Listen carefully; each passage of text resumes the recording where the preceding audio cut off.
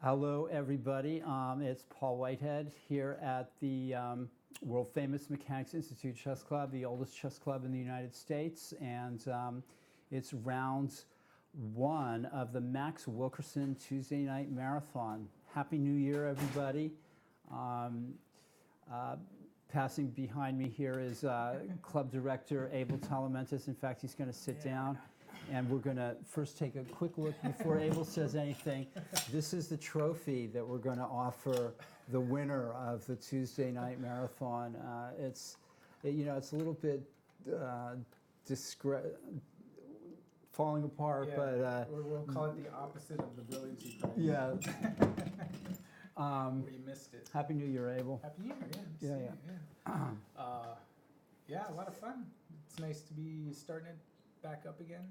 Yeah, Max Wilkerson, by the way, this is the Max Wilkerson Memorial. He was director. He was the Mechanics Institute chess director, very fondly remembered by a lot of people. He was a great director of the club, and many. Tal was here under his, and Korchnoi both were here at the club under his guidership, under his watch, and all the great chess directors, of which you're following suit in with those guys, brought something special to the club. Yeah, it was a nice kind of collection of chess directors that kind of carried for several years the club. Max Wilkerson, and then Ray Conway, and then Jim Eads part of that, and then the great John Donaldson. So a lot of chess history behind all that too. Absolutely. And so this tournament's named in his honor, and we'll be getting to those games pretty soon. We've got the top 10 boards here. FIDE Master Josiah Stearman and FIDE Master Kyron Griffith, as well as International Master Elliot Winslow, are leading the strong players. Strong players. Yeah. So and I'm providing most of the commentary, although I'll be joined by some of the players themselves as they come in after their games, and also special guests. Absolutely. Bobby Fischer, Picture of Capablanca. Steinitz, and Korchnoi. Actually, one of the fun things I've been noticing about this marathon is that there's several new names that signed up and playing. I mean, there's names that I haven't seen playing the marathon before, so that was kind of exciting. A lot of people are finding out about the marathon, or maybe they're watching it at home and they're saying, I want to be a part of that. I want to see what's going on. And a lot of new players here, which is really exciting. This is club chess, folks. At its finest. At its finest, yeah. As I said, the oldest chess club in the United States, and I'll be commenting on these games, and if you'd like to give me a shout back and give me some feedback about my all too human analysis here on Chess Telemundo. Yeah. When we're human, we're not going to be perfect in everything we do, but that's what makes it fun. Any special announcements for the coming year? Well, a couple. We just finished the Bob Berger Championship this past weekend. Mechanics trustee. Yeah, trustee. And an author of a book on Bobby Fischer. Played a famous game against Bobby Fischer. Right. Simon and Fischer is here. And kind of one of the fun things about that tournament, we had 47 entries. We had 8 title players. It was nice to have kind of a fun little tournament. Those very strong players, and so that was a fun New Year's tournament this weekend. And then the one thing that we have coming up that we just sent an email about it yesterday actually, and was the U.S. Amateur Team West, which we're organizing in February next month. And that's a really fun, because anybody can form a team and come and play, right? Yeah. As long as you want to talk about some of the history of the Team West? I don't know. Can I? Yeah, you absolutely. And here's Judith Starry joining us. Can I announce the breaking news What's breaking? Br- about the Announce all other breaking news. the other team tournament. Yeah, What's breaking news? Uh, I'm totally all the lost, I'm tournaments sorry. that you're going. What The other tournaments that you'll tournaments? be are there? directing. Oh, okay, Yeah, so what shout other? out to Glenn Panner. Glenn Um, Panner. Glenn Panner, he's a national TD in the Chicago area. Okay. And, Ah, do we need to do Chicago. that? The microphone. Yeah. I get Yeah. a good point from Mark. Okay. Yeah. Okay. So, Judith Starry, Abel Telementes. They can probably hear us now. Yeah. They had to read our lips. Yeah. Okay. Yeah. So let me set this up by saying, so that, we're organizing the U.S. Amateur Team West. So you and I are the chief organizers. We'll Yeah. be the tournament directors. Although John McCumsky and Richard Kupke will also be the tournament directors at that tournament. But so that's our Amateur Team West. So but I think John will be the chief TD. yeah, of John that. McCumsky will be the chief TD. So Richard, you, and I will also be the tournament directors there, And Rico.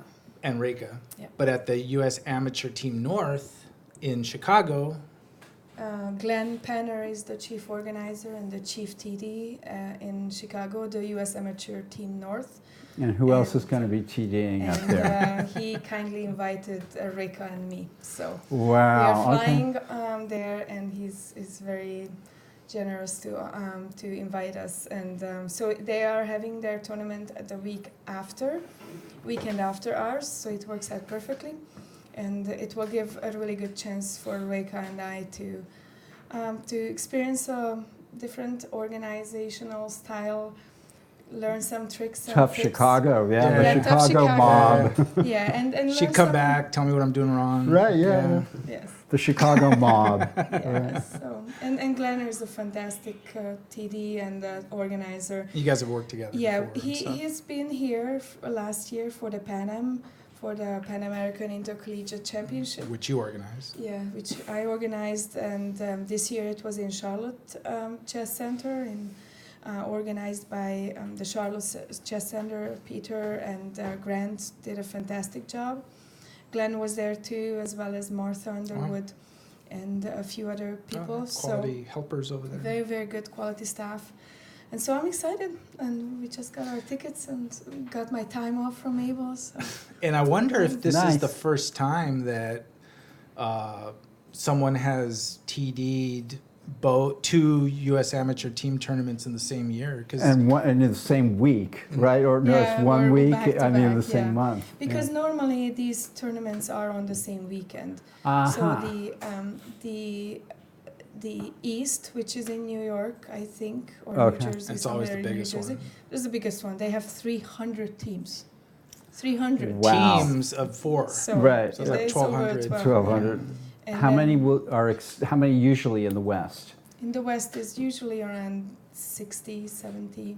Teams. That's okay. So I just want to say that Nick DeFermian, Grandmaster Nick DeFermian, and I will be providing commentary Yes. on games on days 2 and 3 of that tournament. Correct. And actually, the other thing, we'll be doing 20 DGT boards. 20 DGT boards. So we'll be covering five matches because Uh-huh. each match is 4 players. Right. So 20 DGT will be broadcasting that.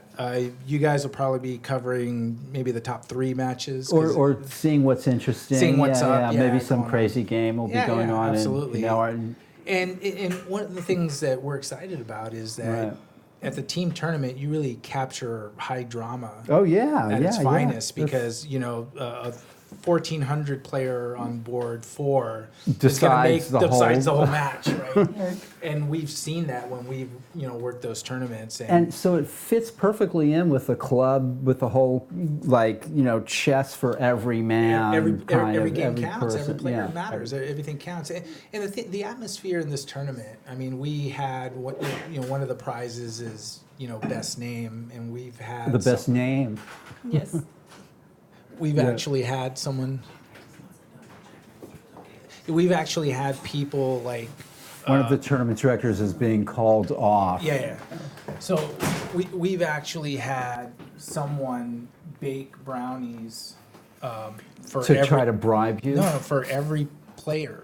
Oh my gosh. And they said that their team name was The baked vote for our team for free brownies or something like that. So of course they were like almost the unanimous winners of that. Yeah. And it was Dan Jertmanian, and he did it. He baked brownies for like 200. I would have thought it would have been Renata for some reason, but yeah, okay. maybe because of the volume. I don't know. Right. Yeah. That's Renata, true. maybe she'll come in with a team. So, but you get people like coming together, and sometimes people that don't even normally play, they'll come out Just in to be force on, like, to be yeah, in this yeah. weekend and Yeah, play. yeah. So it's a really social atmosphere, really fun.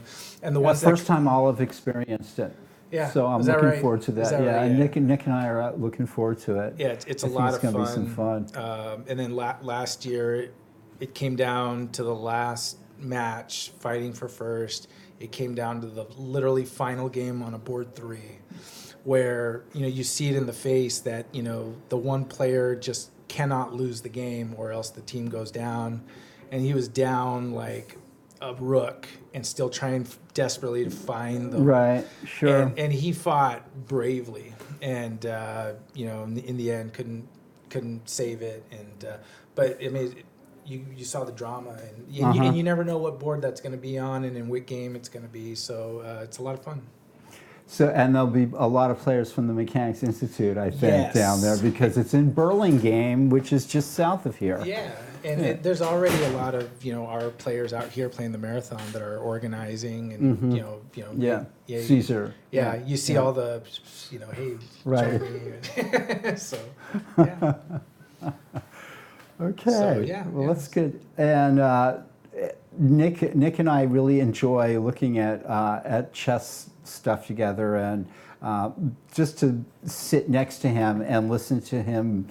The grandmasters are something special. Their commentary and their take on the game it's always a privilege to be I wanna hanging give out with these guys.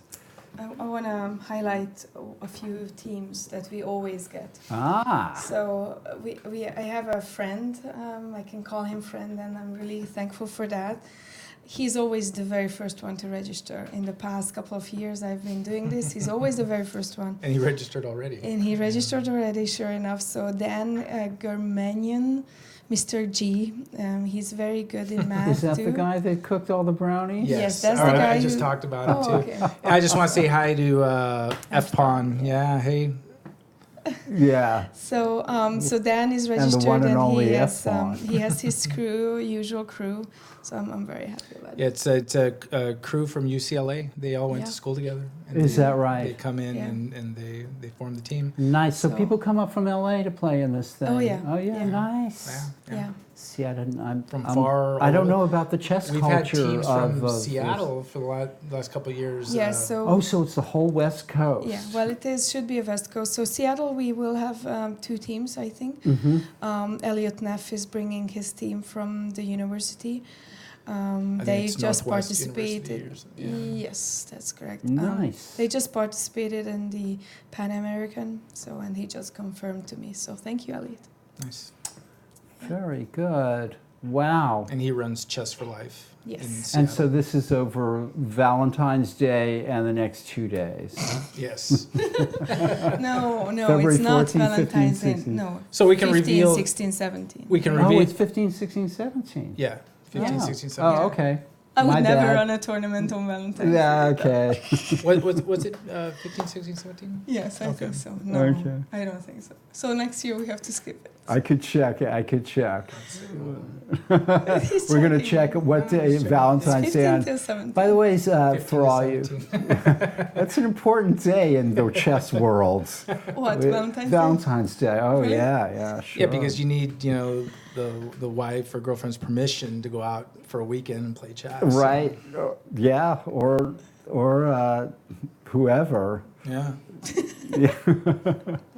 Because I originally thought it was the 14th, 15th, 16th, and then And Did you I, get yeah, permission and I from was your like, wife? No, but he I, was like, I you know, asked it's because Valentine's. I Valentine's see. Day is I don't want to work on. So Joni let you? And then but then I'm like, okay, let's just do it the last 2 days. Yeah. Oh, I see. So But we would 3 have done days that of commentary. Yeah, I don't know. Yeah. Well, okay. No, 3 Yeah. days is too much. Yeah, it's 2 days, 2 okay. days is good because that's when the action merging Starts to and get, everything. yeah. The fourth round. After We're the working merge. things out on the fly here, everyone. Oh yeah, just like No, anything. actually, we already started planning. We have equipment plan, the prices plan. I'm working Yeah, it's with already ordered, yeah. floor plan, so it's Got our staff. you know you have to our start early volunteers, yeah. because you don't want. This is a professional operation here. It certainly Paul. is. Working with you two, I've come to realize every time I ask a question, I'm like, oh, well, of course, you know, duh. It's not bad. Yeah, it is. Everything from, you know, And the only thing I know how to do is lose a game of chess now and then to some Oh, up-and-coming yeah. youngster. Congratulations to you, and you played your first Monday Night My Rapid. first rapid tournament, and I won my first 2 games, and Got then killed. and then I got killed. Well, I You did lost to hang strong my players. queen. You lost strong I players. lost to a couple of very strong experts, and you know, back in the day, it wouldn't have happened. But I hung my queen in one of the games. I was To Carlos completely Davila. winning. Yeah. Shout out to Carlos. He swindled me. Who's and, in the yeah, next room? he's in the other room. Yeah. But no, it's you know we Monday Night Rapids, and you know we have our scholastic tournaments and a lot of action here. Yeah, it's a lot of fun. It's fun to be. So come on down and join us at the Mechanics Institute Chess Club. Either play in our tournaments, come visit and say hi if we haven't seen you for a while, Yeah, just we're open every day of the every day of the week, not every day of the year, but get some breaks. But, yeah. you can look at our visit us at chessclub.org or milibrary.org and find out about our schedule and all of our events, tournaments happening all the time, classes, you name it. We are chess in San Francisco and the Bay Area. And for those that haven't seen before, you can go to the YouTube channel, Mechanics Chess, and you can see past videos of past events. And we've had some great events, a tandem simul with Mehmed Yarov and Ralph Mamedov. Caruana here at the Caruana club. playing the Rapid Championship last year. I can say Last that year, now. we've archived all of our videos on YouTube, and we'll continue to do so. Yeah. And have you guys plugged Chess Life? oh, No, and not we're in yet. the latest chess. Well, Go yeah, ahead. yeah. No, tell us. for it. You wrote the article. Well, yeah, Yeah. You guys go for it. wrote the article. So you guys remember when we had the Marshall online match against Marshall Chess Club? So we are the oldest chess club in the United States, right? Mhm. And then we had that amazing online match against the second oldest chess club, which is Marshall Chess Club in New York City, and we We were- fell just a tad bit We short. lost. On Oh, no. 10.5 to 9.5. Yeah. But it was a great match, and you know we got to learn about anyone that was watching got to see our players from inside the club, and we got pictures from inside of Marshall, and you know we wrote an article about it, and because it really came. It's a great article, and there's couple of annotated By games Nick by Nick DeFermian, DeFermian. Really, So open up Chess Life. We are Page- in yeah. there. Page 24? 22. And you know it was really Yeah. about bringing communities together through chess, and this was just a way to do that. And you know we're always thinking of new ways to engage communities, you know, through chess. And you know this match was definitely one of them. I think it was a big success. It got people talking, and we learned a lot about them, and they learned a lot about us. And people that didn't know either of us really, you know, got a glimpse of our culture and our club and what our people are like, and a little bit about Marshall. So it was a lot of fun. I can see next year it being a 20-board match, and the year following that a 30-board match Yeah. versus Marshall. I mean, why not? I Yeah. mean, It's gonna be that, exciting. you know, And what can having the happen in a same year. weight for the top board as the lower board. Yeah. So it's actually very exciting. Yeah. Yeah. That club Yeah. players can decide the match. So Yeah, and lower rated. yeah, There- and- right after the match, people were asking me, "How come I didn't know about this? I Yeah. wanted to play yeah. in this And- match." and you know. the thing is we set it as a 10-player each, but yeah, Well, I it mean, was our first time. we so- could have done more. like 20, 30. Yeah. Yeah. We would, I we- can see that we happening. would have had enough people that wanted to be a part of that. Yeah. So, but that's a lesson for us because that was our first time. And Yeah, now we let's know. Yeah. Well, yeah. And now we know that and people it went a are lot of interested. logistical work went into it pre-event, like organizing the players, the lineups, submitting, make sure that they have accounts and they join the mechanics club on chess.com's Right, interface, right. and same goes to Marshall, right? So big shout out to Marshall staff and their supportive board for supporting this event. And also to Isaac Steinkamp from Yes. chess.com, because he was sort of managing things from the He chess.com helped. end. He helped the previous evening. I had a big long chat with him. He helped a lot of the technical issues. So thank you, Isaac. So Yeah, the chess players like me don't always know what the incredible organization that goes into things like this, which just when they run smoothly and you're like, well, you know, That was easy. that was easy, yeah, but it's really, there's Yeah. so many things that make it, just for two people to just sit in front of each other and play a game of chess, sometimes there's more to it than you think. Yeah. And I'm just going to take this opportunity to kind of reveal something else we're kind of like thinking and working on. And just like in the great tradition of, you know, rebels and people that just want to throw caution to the wind and just do whatever. We're trying to think of how to organize a puzzle composition competition.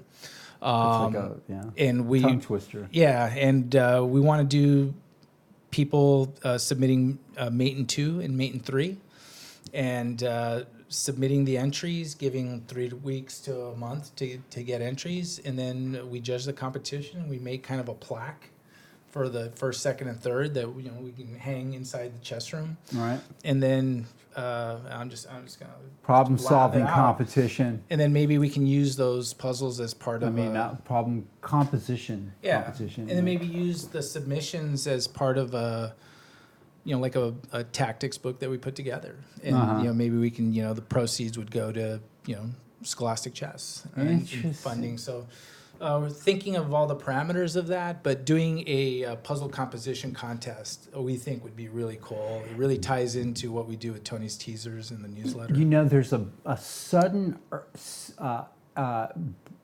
burst of interest I noticed in social media that, like, Cyrus Lakdawala, International Master Cyrus Lakdawala, is suddenly posting all these puzzles of mates in 3. I mean, they're not studies, they're like compositions, and or mates in 2.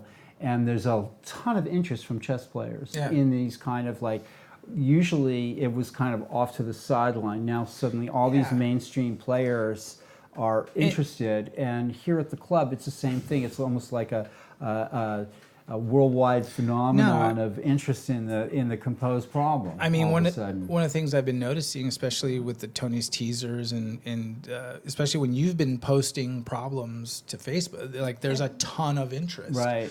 And even inside the chess room, when we're trying to figure out a mate and 2, mate and 3, I mean, it gets everyone there. I mean, there was one day where Jim Eade and Patrick Wolf and Nick DeFermian. Yeah, grandmasters are looking at a mate in 3 from the 1800s and, then, not able to and solve they're it. sitting there 10 minutes not knowing, you know, Right, what to do yeah. with it. And it's like, there's a lot of genuine interest in this. Yeah. Oh, yeah. And then we just, you know, how do we kind of harness that curiosity? Chess as problem solving, and what I've noticed is that these good players are good at solving these absolutely. irrational positions. And they're fun, right? It's fun to work them It's through. the analytical mind. Yeah. And I think just a competition like that, it's pretty unique. I mean, it's not something I see regularly, especially at like the club level. And of course, all these have to be original compositions. How are we going to know if they're original? And that's something we need to Right. work out. I mean, there's going to be a certain level of honor, but I mean, Right. I think if we put, be nice, everybody. I think if we put it out there, here, this is first, second, and third. There's someone out there that's Right. seen this somewhere, right? I mean, there was That's right. there was a problem you put up, and somebody said like something like, "How'd you know that?" And he's like, "Well, I've seen this before." Sure. So- Yeah. Yeah. So there's always someone out there that knows, and I trust our audience and social media to keep everyone honest. Right. Plus, there's not going to be a lot of money in it. I guarantee you all. Yeah, there's going to be a lot of honor. Fame and honor. Yeah, and the glory. the richness is in the honor and the glory. Yeah. It's better than money. Yeah, absolutely. So so new ideas. We're looking at that. I actually teased one. I was gonna reveal it in the newsletter. Took this opportunity. Well, you can reveal it there too. I will do that too, Yeah. and we're working on a lot of new stuff. So And so the keep mechanics. innovating. Yeah. All right. Well, there'll be more time to talk about all Absolutely. that. I'll let you get to the games. The games. Oh my I'll let gosh. Judith take They're over. going here. on. I won't be able to take over, but it's great to Any see some last- of the names, new names or Like- returners. Here at the club. Yeah, I mean there are people Ivanov. who haven't played in the last couple of TNMs, and Right. it's great to see them. We get these returning. revolving. Sometimes people come in for Yeah. 2. Sometimes then we won't like. Yeah. There's a couple of players I haven't heard from a while now. I'd Yeah. like to find, ask a few more questions. Where are they? I haven't seen them for a while. Yeah. So, Yeah, but like Ivanov, I'm really happy to see him. has he shown up for his game? Yeah. Let's take a look. Yeah. he's- Oh, he's- good, good. He was and, late. Jason Childress, he's a very Yeah, he's Jason a- Childress. He's not. I don't think he has played here before. So. Yes, he has. Oh, he has? yes. No, but there's 2 Jason Childresses. I think There you're. really is. Yeah, so one is this Jason is over 2000, Uh-huh. and there's another Jason Childress, like 16, It's 17. amazing. Yeah, and I didn't know the other one, and I thought Huh. that that's him. So when Well, I one of saw- these but- guys has played here before. Yeah, so the other Jason, he was in the AB section. And Persitsky has Yeah, not played yeah, for a and while. he is too. And I've seen a few other names in the lower boards. In the other so, sections. yeah, I'm very, very happy, and thank you for coming. We don't know how your dad is doing because for once he's not on the DGT Wow, boards. it's the first Daniel. round, right? Yeah. So Uh, yeah, but so I'm gonna, any Well- parting words before I start to no, take a quick run No, through we these are- games?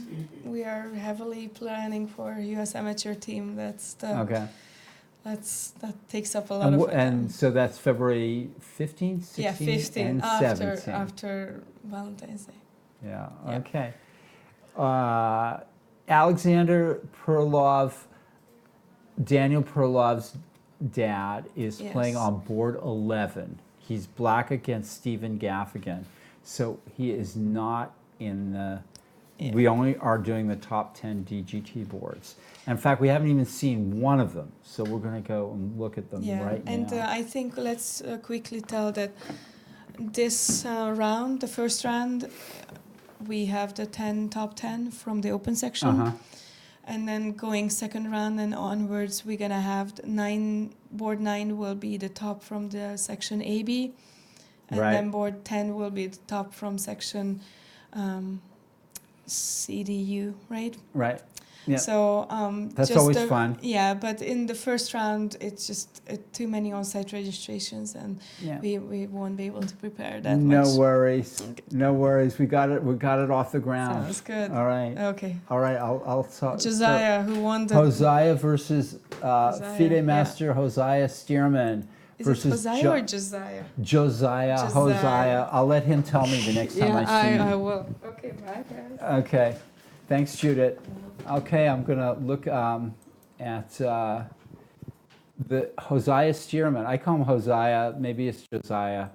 I'll let him tell me. Versus Jonah Bush, who did really well in our last tournament in the AB section, and now he's gonna take it to the open section. He's a good player, and let's see what happens. I think he took second place in the last Tuesday night marathon in the AB section, and with a rating of 1944. Of course, Hosea's white and Alekine's defense.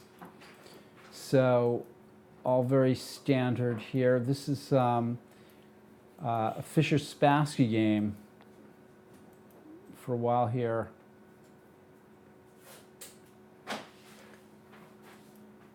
E5. I'm not wearing my hat.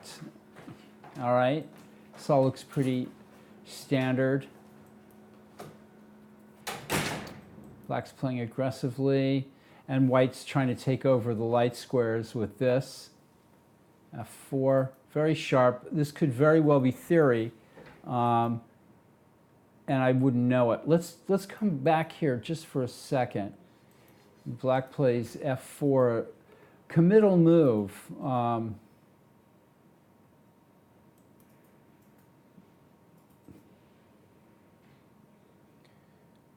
Perhaps knight d7 right away. Black can't play knight d5, of course, because of knight d5 back here. Black has to go back to another square. Can't play knight d5 because of knight d5, queen d5, bishop c4. But if Black could think about maybe playing knight g7 right away, although he might need to block knight g5, like knight d7, queen d5, check, king h8, knight g5, maybe. With yeah, that's dangerous for Black. So Black decides to play f4 first, cutting off the g5 square from a white piece, but now has to go back to d7 or c8, I guess. But he's given up the e4 square, and that's kind of bothersome. And d6 as well here, so this is kind of looking kind of nice, a little nice for positionally for white. And puts the knight in at d6. Tactics, bishop c4 check is possible now. And is this something that Black wants to do? Well, he wants to play knight d4 here, and white nips that in the bud. Black seems to be under some pressure here for sure. And this allows queen b3 check as well as being able to play b5. Looking, and white has the two bishops as well. This hasn't gone well for Black. We can maybe find out a little more detail later. Well, right now we'll go to board 2, where expert, or actually 1940 rated player Aiko Hidari is playing Kyron Griffith. I get my who's a FIDE master and a very strong player here as well. Tied for first in the Berger, just finished Berger tournament. Okay, so white can also play knight f3 here, and but chooses a different kind of development. And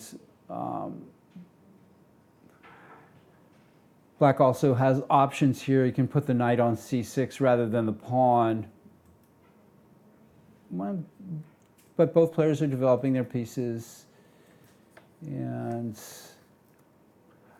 I'm sure this position has been seen in some form or another before.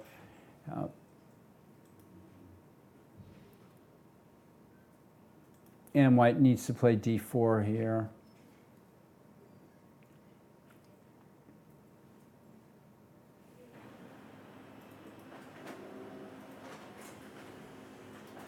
Fairly typical kind of structure here.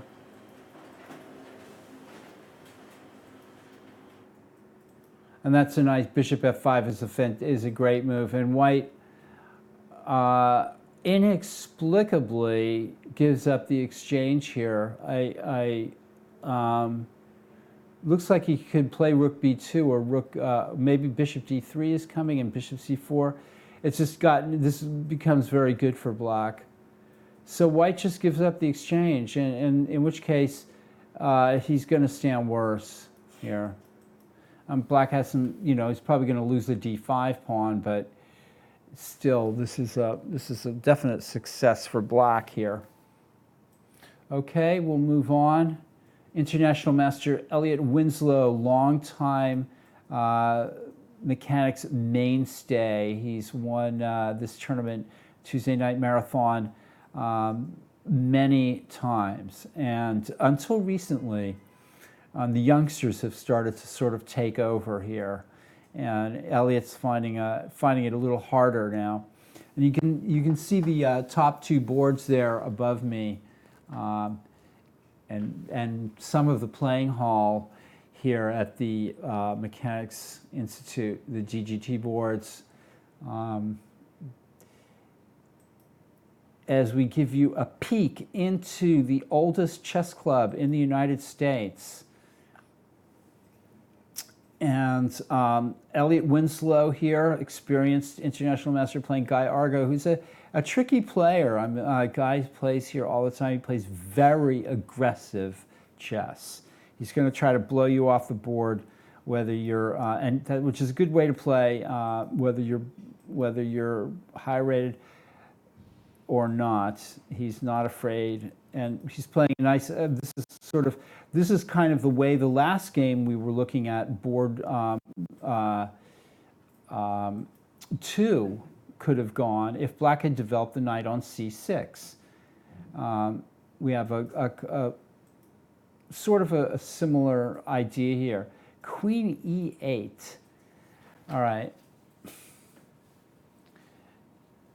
Queen e8 is an odd move. And I would prefer just developing with bishop e6 here, or king h8 is a useful move. Queen e8 seems kind of eccentric to me. I'm not clear as to it. The black queen is not going to be very effectively placed on f7. The only thing I can think of is that black's trying to play g5 and queen h5, but it looks badly timed. It looks oddly timed. b4, I guess g5, f4. White could also kind of think about playing maybe knight d5, hitting c7, or playing knight b5 and sort of gumming up the idea that black has here. But f4, he's playing it in a different fashion.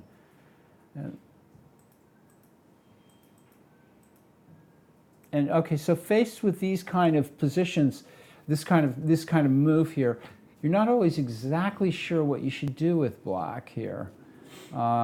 If you play g4, then you're relying on h5, h4, and your attack is basically ground to a halt. So you need to take on f4. G takes f4, and then of course there's the various white recaptures, ef4, gf4. It's not clear always what the correct move is in that kind of position. g4, as for black now, makes maybe a little bit more sense than it did in the last position, but also just playing h6 maybe and holding the pawn structure as it is makes sense too. Black decides to bypass with g4, and this is a very sharp position. It looks like black has been slowed down a bit though, and h5, h4, it's not clear to me how black is going to make progress here. And white, meanwhile, has b5, also has e4. It's sharp, not clear exactly. Black is still a little cramped, and h5, h4, h3, h4, g3. It's not clear how black is going to make progress here. I think this has not been handled correctly by black here. After f4, I think that just maintaining the tension here with h6 maybe is the right idea. Okay, we're going to move on, however, from this position, and we'll go quickly down to board 4, where Michael Lum, also a 1900 player, is playing women's candidate master Ruyang Yan. I think she's a young woman of 11, 12 years old, maybe. I'm not sure how old Ruyang is. A very talented player. And let's go back to the beginning of this game. And another English opening. It's are all the top boards English openings? Was this an English opening too? Quickly going to board 1 here. Not quite. Okay, it was an Alekhines. That's correct. But here's another English opening. But this is transposing, sort of into a a ready kind of a ready opening here. Fairly standard pattern.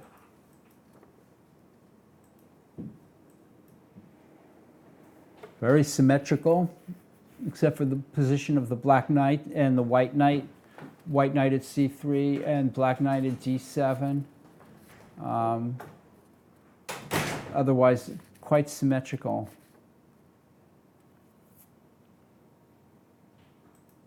And white's thinking. Difficult to know what to play here. Bishop h3 couldn't be met by f5. I like maybe knight takes e4, which sort of allows white to maybe think about playing d5 at some point in the future. But it's very double-edged. Knight takes c3 is, okay, so bishop h3, knight takes c3, forget that. So maybe white's thinking of playing rook c1 here, or knight takes e4. Okay. Black seems to have an okay game here. And now, women's FIDE master Natalia Sodakova versus Clarence Lehman. This is also, Natalia is over 2,200. She's 2,204. Clarence is also 1,900 player. So that's about, on the top 5 boards, that's been the rating, the ratings that we're seeing here is master versus A player in each of these games. Let's see this game. Let's go back to the beginning, and Natalia, who also played in our match versus the Marshal, and a 2 knights defense with d3. Not sure how this really goes. White d3 is not the normal move here. Knight g5, of course, is the normal move. Black takes the opportunity to play d5, takes. I'm sure this is all book. That doesn't mean that I know it. Bishop e7, rook e1, queen d6, d4, e4, and that's just looks like a bad move. It seems to me that black, let's go back here for a second here. Probably black needs to be a little careful here with the idea of maybe knight b6 and bishop d6 and castles. That seems to be the fastest way to get out of trouble here. Bishop e7 might be a little lackadaisical. After rook e1, queen d6, and white tries to play d. But what about e takes d4 here? I'm sure that would be fine. Knight d4, and then just even well, then knight d4, queen d4, and yeah, you're in trouble there on that diagonal.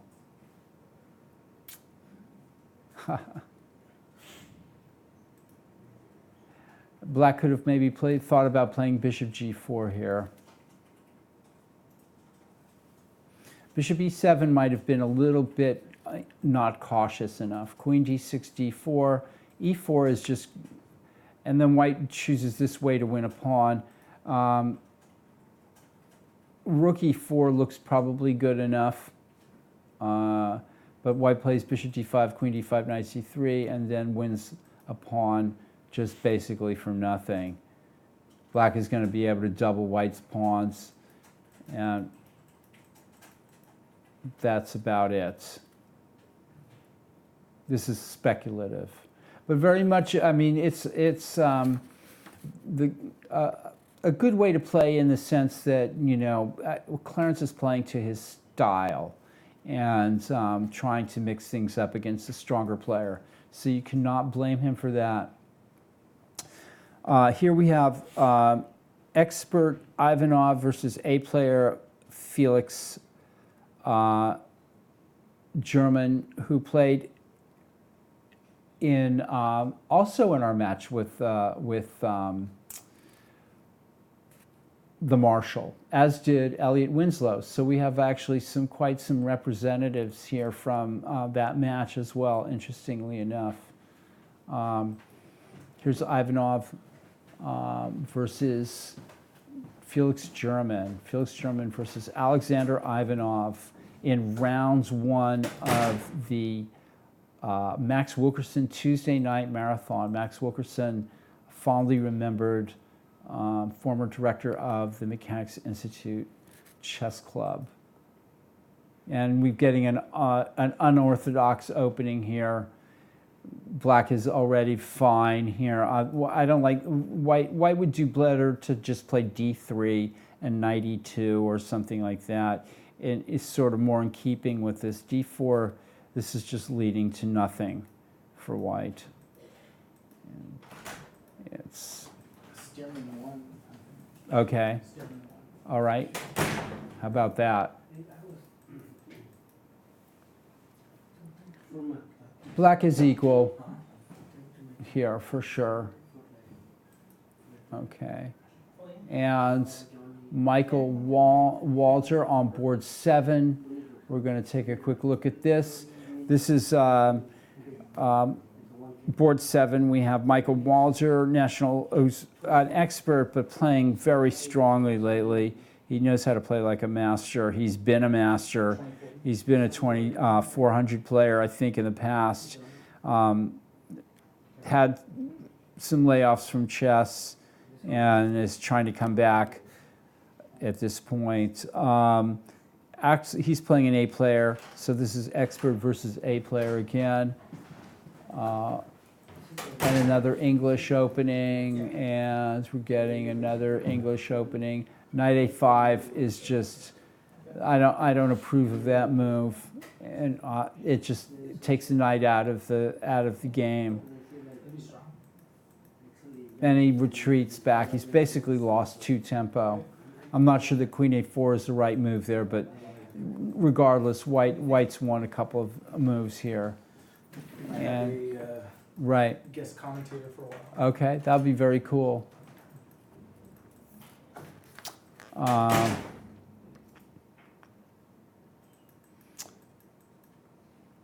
So White's got the space advantage, as well as having an extra 2 moves just about from that opening. Here again, expert versus A player in the open section, Boldy being the expert chess player, young man. He's been getting better and better and better lately. And he's playing Kalen Melville, who I think also played in the Marshall match. I think that we're getting almost a complete Marshall match lineup from the Mechanics. Ru Yang she's a master. Yeah, of course. She's got a master rating, 2200. So she's not a candidate master. Whatever I said before, we can just nullify that. What is this opening here? I think Black has made what you normally don't do this with Black, play knight f6 here. This is very, very odd here. Basic opening theory tells us that when White could play e4 there and gain a certain advantage. He's going over the game with Jonah. Yeah. Okay, maybe they'll both come in.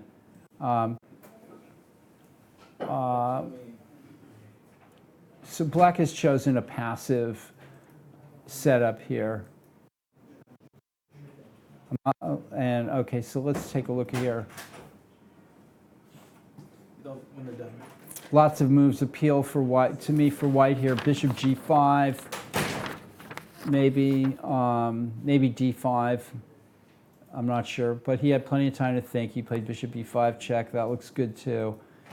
Rapid development here for White, and he's avoiding the exchange of queens, which makes sense. And closing the queen file with bishop b5 check and coming back here, I kind of like the look of that as well.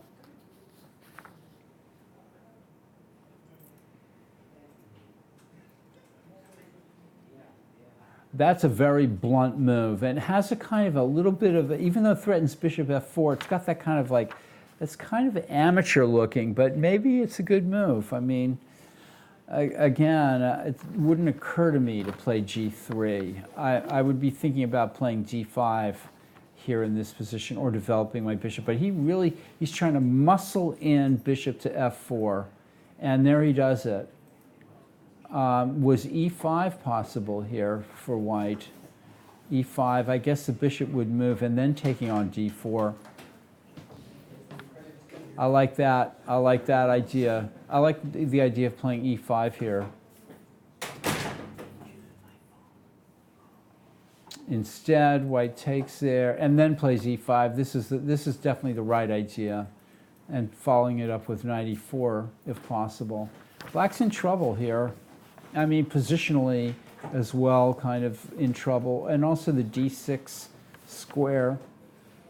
He has to watch he doesn't get squashed. This has been well played for white.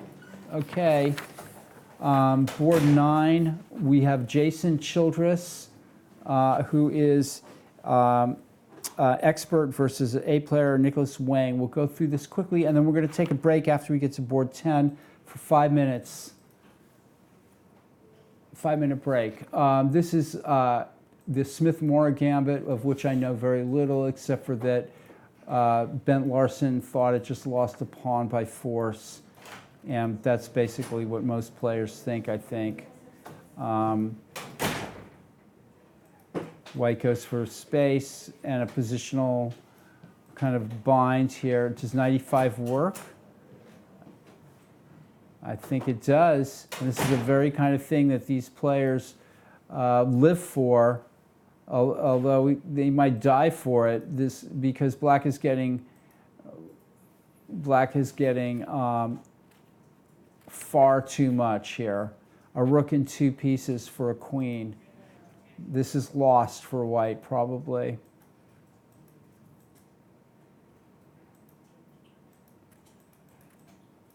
Black's done very well out of the opening here, and should be a winning position ultimately for black, with a rook a knight, and a bishop for a queen. And finally, on board 10, we have Andrei Persitsky versus Larry Snyder. This is also A player versus expert. Persitsky A, Snyder experts. And we're going to run through this. Grunfeld, one of various possibilities here. This white is not being ambitious at all here in this opening. Knight a4, bishop d. Okay, both players are just kind of. Black's playing a little more sort of to the point here. Still, the position's equal. Folks, we are going to take a 5-minute break, and we'll be back. I'm going to have, I think, a special guest here who won his quick game. Won a quick game. He'll probably be back here with me, and we'll see you in 5 minutes. Thanks.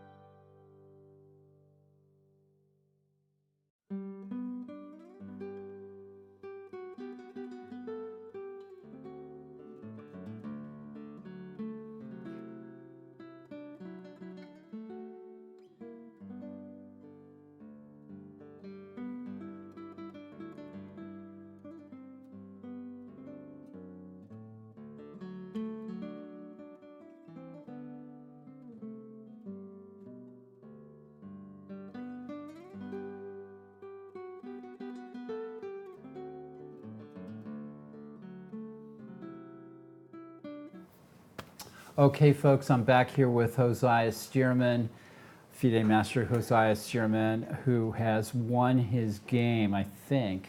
Yes, Did you win? I did. All right, let's see. Play it out for us. Okay. And so, Alekine's defense. Yeah. So I actually typically play bishop c4 here, which is kind of I've played that all the time. yeah. It's not great. So I just decided to play here. I don't Do you know. play it with Queen H5? Yes, I do, I Or do. Queen F3? Queen h5, Yeah. of course, of course. Okay. I played So that too. Daniel yeah. Perlov says hi. Hey Daniel. Okay, so I played this like once before, and my opponent played e takes. Right. So you're getting some experience with this now. Yeah, I mean I don't actually Fischer know too well. Spassky. I don't know. Yeah, the so I line. think maybe here instead of knight f3, I'm supposed to play bishop b3 first, and then rook c1 b3. Not entirely sure. Yeah, I don't know. I'm not I'll entirely have to sure. check it But later. knight f3 can't be a bad. Yeah, move. it couldn't be that bad. Right. So knight f3. He ended up getting actually an okay position here. I so thought here, so so. bishop g4, and I have to play b3 because after takes. Now, the usually what you see in these positions after bishop g4, b3 is black playing d5. d5. Yeah. Yeah. Is d5, and then c5, and that kind of And then knight goes. c8. Yeah. Yeah, knight I think c8. as a Fischer Spassky, that's kind of like the Fischer Spassky kind of, or the old Fischer Brown, Brown Fischer. Okay. Yeah, there's some old games with that. Yeah. Fischer played this Alekine's defense a few times. Okay. Yeah, Okay. he played in a World Championship match twice. Yeah, his match with Spassky. I don't know my classical games Yeah, too well. neither.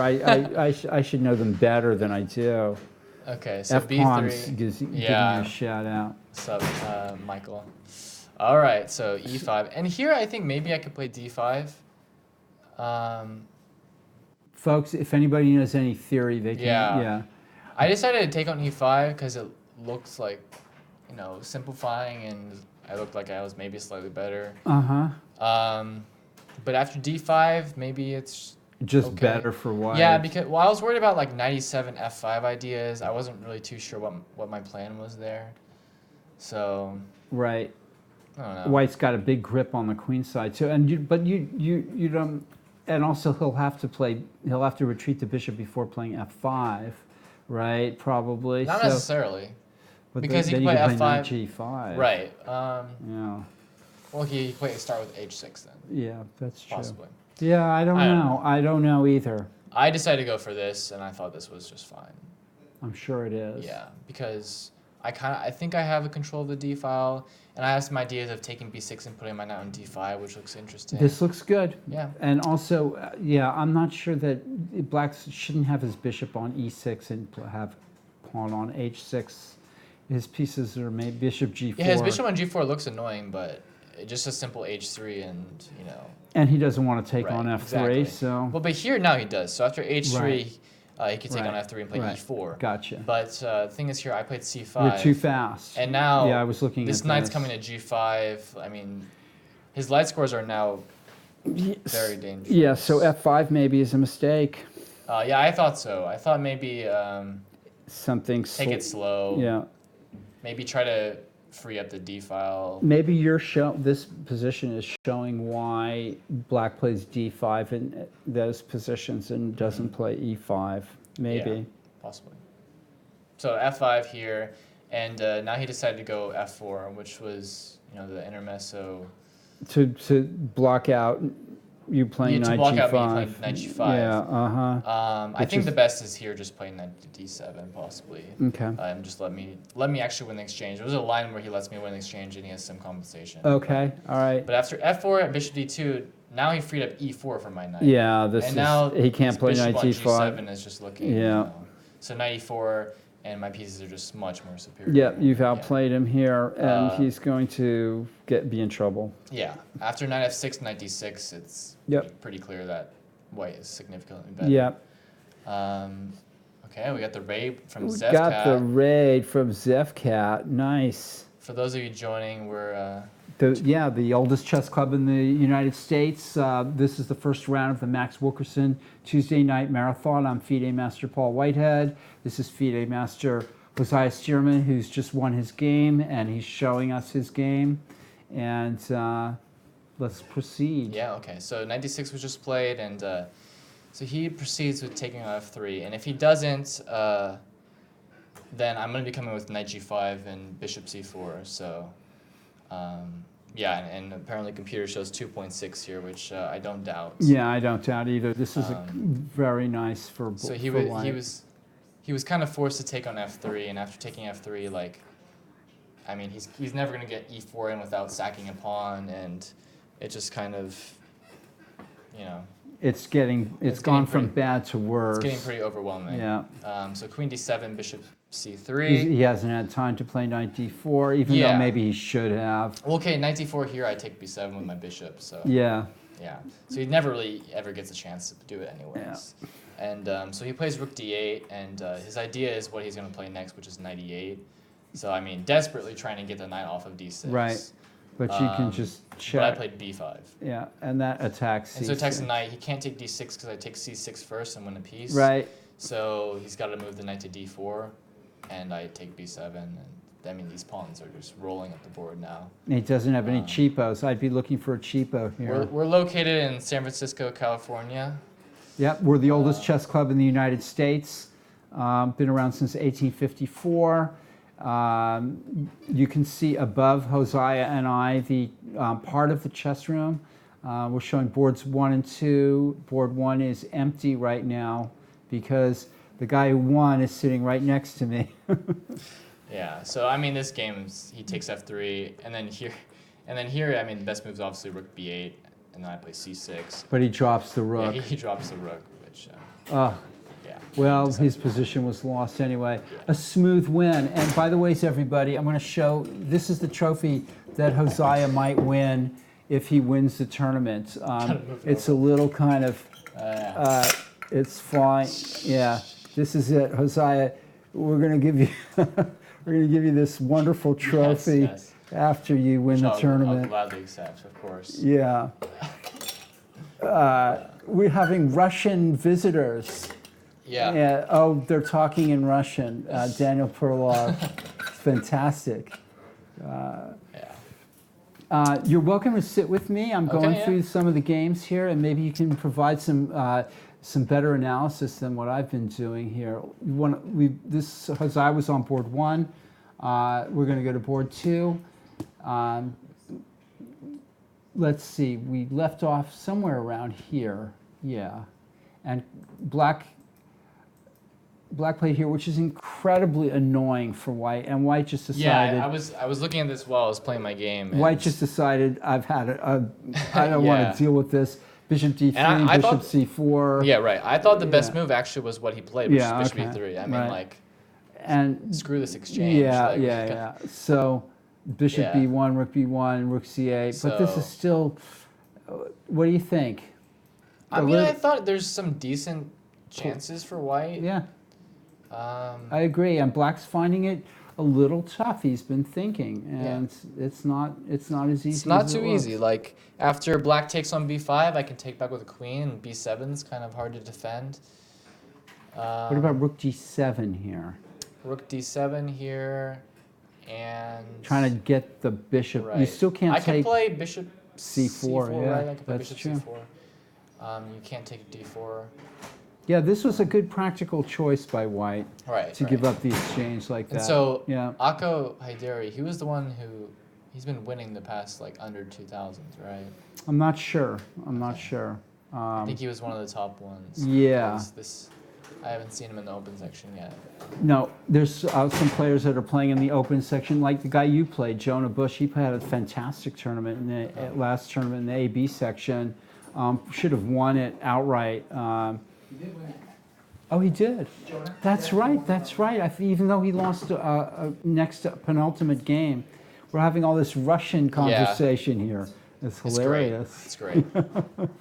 I mean, chess is like a Russian sport, isn't it? Yeah. Yeah. So okay. So let's move on. Winslow Argo. This was okay. Let's go back to this, and I want to get your opinion about this position.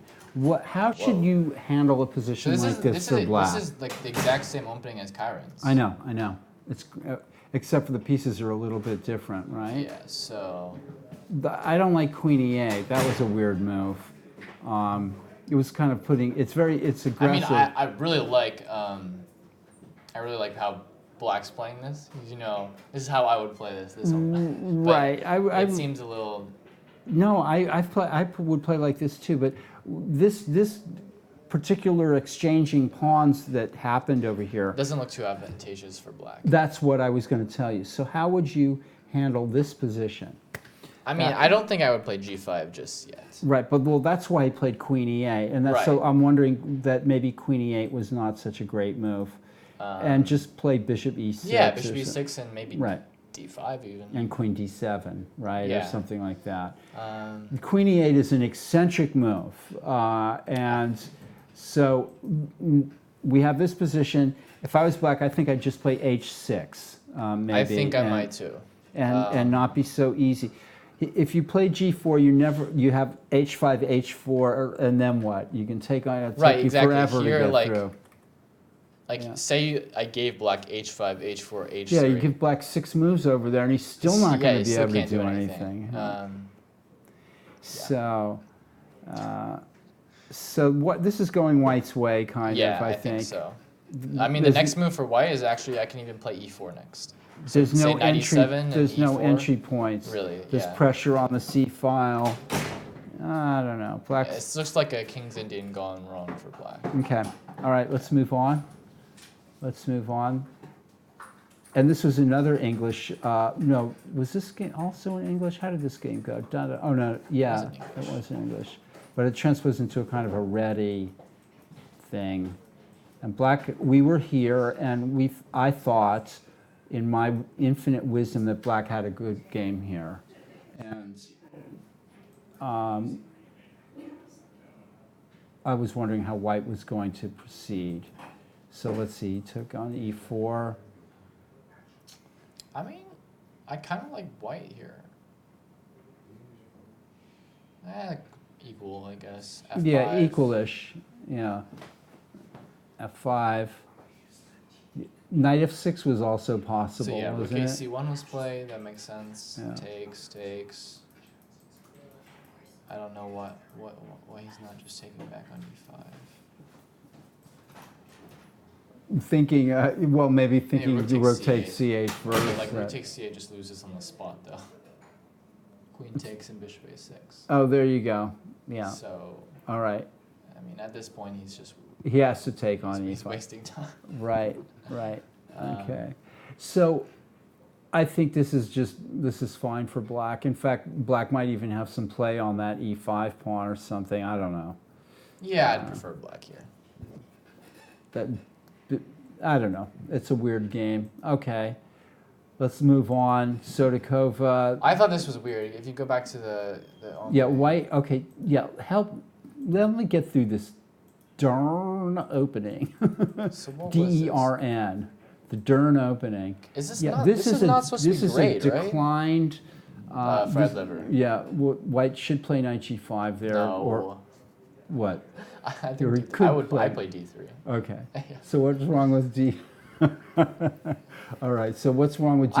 What's I wrong thought with this? D5 is not good for Black. And maybe this is just simply why.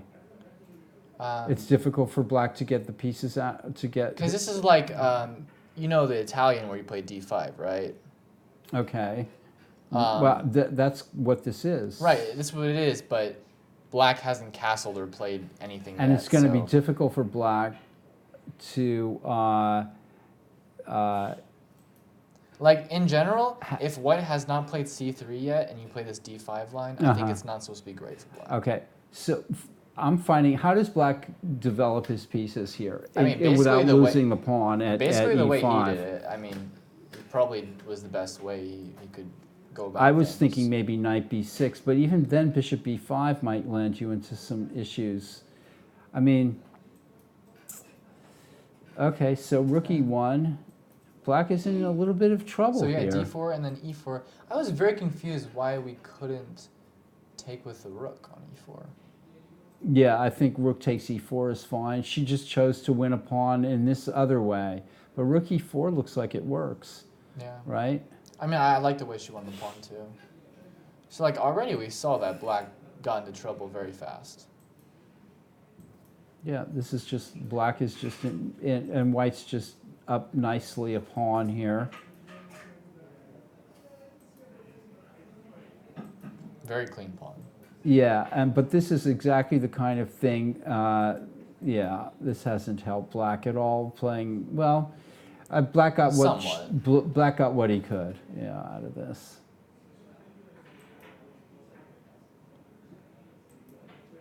Yeah.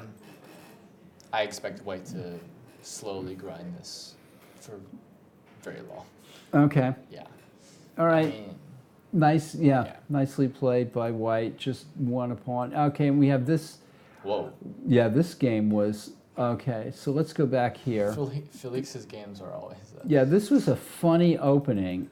First of all, what this d4 move This is is strange. very, black can play all kinds of ways here, but chose this kind of very standard.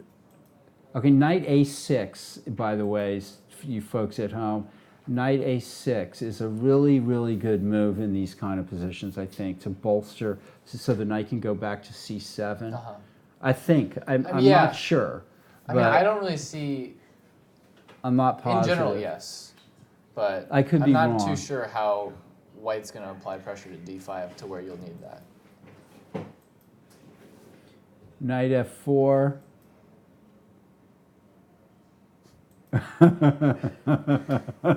f3. Yeah, this is in general how white should play these positions, the g5, and then he's just like, all right, let's do this thing. Yeah, instead of, okay, I probably would have backed up my knight off, but right. you know, everybody has their... And black develops with a little tempo gain there. Yeah. I guess there were alternatives like queen b3 there. Maybe I don't really like... Although knight Queen 8, D3. yeah. Like, could Okay. we not have played like, I don't know, Queen- queen e1 maybe? Okay, or queen b3 Yeah, or or queen queen a4, A4. I like queen or A4 the something. best. Yeah, Queen a4, because kind then, of keeps the queen. then after he takes f4, then we can play e5. Okay, interesting. Possibly. Yeah, yeah, no, I like it. I like it. White has interesting possibilities here. So even this position, okay, so black takes his piece. Finally, yes. And white's getting some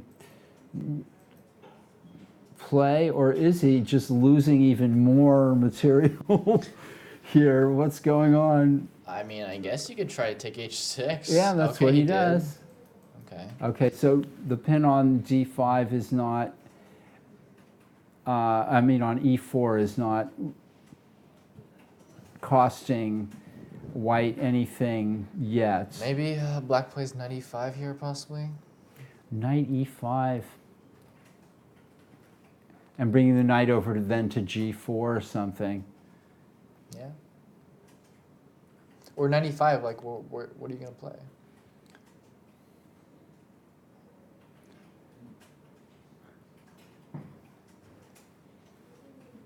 I don't know, queen b5. No, I can't. I have to take on f6 first. Yeah, I think black looks like black is doing fine here. Oh, yeah, of course. Although he has 3 pawns for a piece. Yeah, That's so a I lot. mean, if he can try to somehow get to Even some an kinda endgame, yeah, even endgames. an endgame, and maybe win the pawn on b7. Right, somehow. Okay, Hosea. And here's this game where black lost a couple of tempo in the opening. Let's just go Like a back. hedgehog or The- something? yeah, well, watch how black lost 2 pawns. This is the opening of the day. Yes, it is. Okay. Everybody's playing the English. Knight a5. This is just bad, I think. White was already going to play d3. Yeah, So it and then goes back. bad. So I think black's lost 2 moves. That doesn't make any And sense. it doesn't make any sense. And white's doing well here. Black plays sort of, and this is another oddity here. Mike is playing a fine game here. Yeah.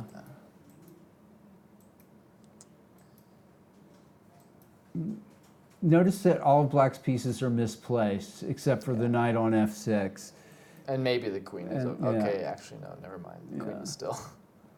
So, The bishop on g7 is the only good piece for black. but still white has yet to prove Yes. that he's, that he's... I mean, I expect something like knight a4, c5. There you potentially. go. There you go. Or rook e1 maybe start off with, or I don't know. Yeah, white's better, more Yeah. space, etc. All right, Melville versus Bowley. This was a looks like white was crushing black almost out of the opening here. This was kind of a good move. This g3, this amateurish looking g3 move, actually turns out to be really strong in this position. Although I think white has other moves that would be. Just Black was in trouble here. The opening. You want to see the okay. This is the opening. Hosea. This is knight f6. Not good usually because white gets free e4 in, and that's kind of what happens. Weird. Yeah, it's funny that an Okay, expert so would here, play so that. c takes d4. Yeah, I guess that's what he does, but it's maybe a move too late. So here, I get to see how San Francisco is spelt in Russian, in Cyrillic. It's kind of nice. San Francisco. how do you know that's San Francisco? Because I know a little chess Russian. I see. S-A-N, Francisco. Yeah. Can we ask Daniel to just screen the chat for us?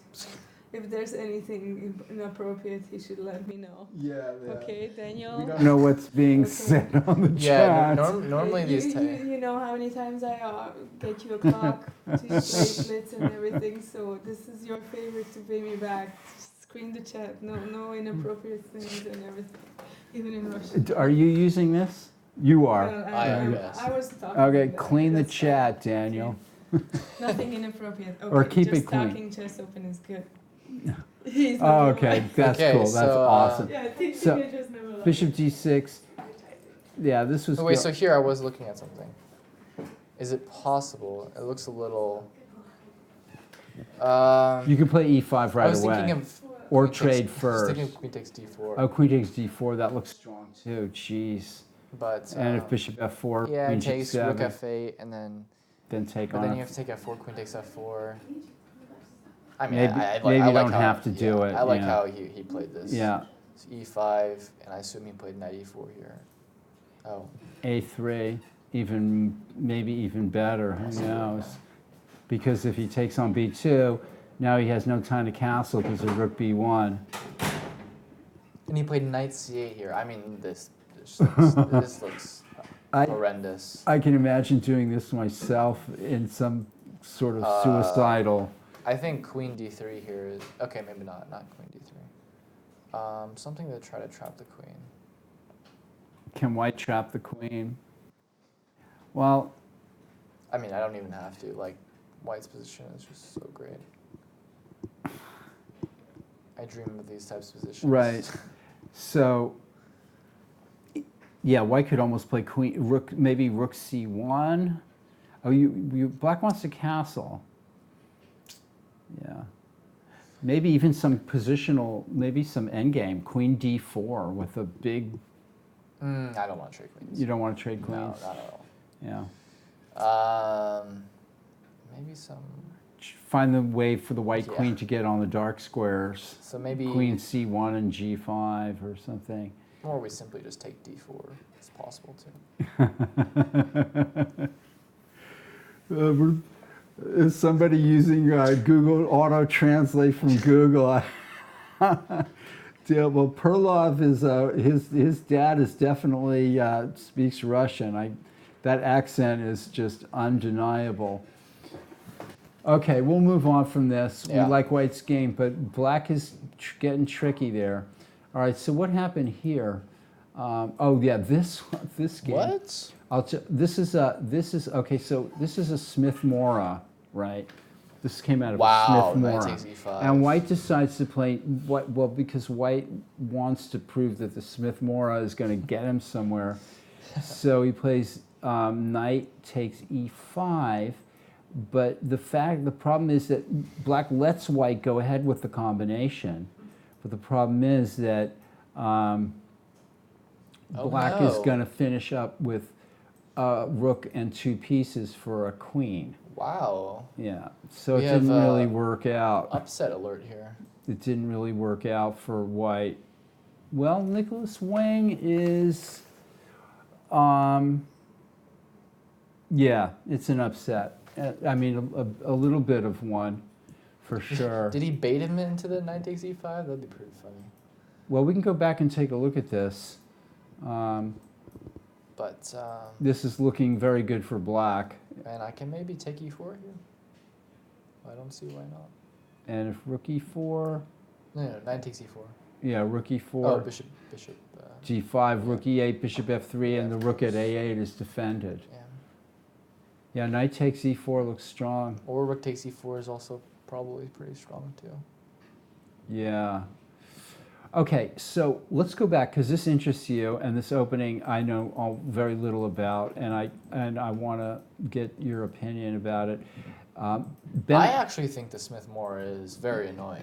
I do too. I hate playing. I want, against it. but let me tell you one of the funniest annotations I ever saw. It was in the churches.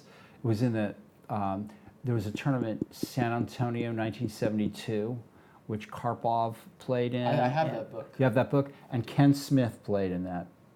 I don't know who that is. Yeah, well, he was an American master from Texas, and he finished dead last, right? But he played the Smith Mora against everybody. But somebody didn't open with e4 or didn't play c5, and Larson against Ken Smith, and Larson gave their move like he played. I think it was Karras. Karras played e5 against Ken Smith, e4, e5. And Larson gave e5 a question mark and said c5 won a pawn. So I thought that was pretty funny in a chess nerdy kind of way, right? So it is annoying because white gets the initiative and you, okay. I used to play the Smith Moore myself. All right, so is black playing the correct way against it? That's not how I play, but it looks okay. Right. And is that the correct thing? Is this what white usually does? I have no clue. Right, h3 or a3. White just kind of sits on black and hopes for a tactical error, I think. All right, so I mean, to be honest, this looks pretty good for white. So it does kind of, because except for he's you've a got these dark pawn squares. down. Yeah, it's interesting. All right, so here's where white goes. White decides to play for. So does rook c6? Bishop c6. Then knight e5. That takes. And then knight f6 check, And and you get bishop and then it's Down even more. worse. Yeah, It's even Wait, worse. just stop here for 1 second. Yeah. I want to see if I can find it. Find something nice for white. Yeah. Yeah. It almost looks like a position from some kind of combination book, Yeah, it does. but and yet it's a mistaken combination. I think. I just think it just nothing quite pans out. Maybe. I mean, you could just sit on this position. I mean, Right, rook d2 or something like that. Sure. Yeah, rook d2 might be a good move to play rook d1 and yeah. like maybe even queen d. Like, how do you defend the pawn if I play queen d2?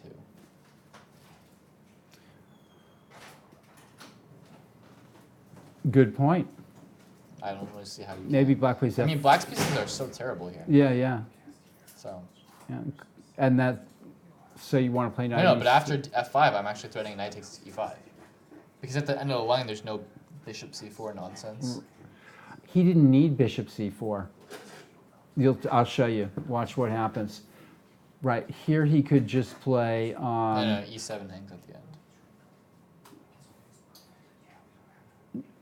end. No, here he could play knight d7. Yeah. It Oh, takes then knight e d7. d5. Yeah, Ah, yeah. is that right? Okay, so he did need bishop Yeah, he c4 does. because I thought he could also play. Okay, knight d7, e d5, knight b6.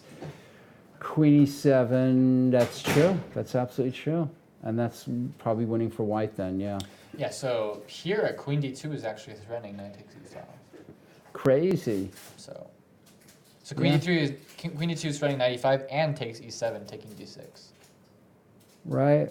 So Wow. yeah. Okay, so maybe white is just better here.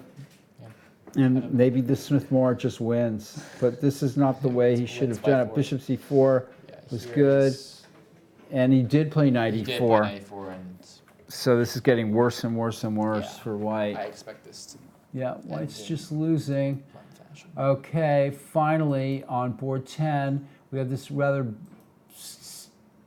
opening that was going nowhere for. All right, This is opening. all right. We'll go back to the beginning for Hosea. Yeah, go ahead. So Grunfeld declined. Grunfeld declined. Yeah, I like these positions for white. for white. Yeah. I mean, there's no worries at all for white. Right. You've got Some play on that. Yeah, I It mean, look- reminds me a little bit of the game that you just Like- had. like just look at this. I mean, Right. you got that beautiful knight on B6. You're going to be bringing your bishop to C4. It Yeah. looks like easy play for white. Easy play. Yeah. Yeah, somebody like Karpov would have made mincemeat out of people in Right. positions like this.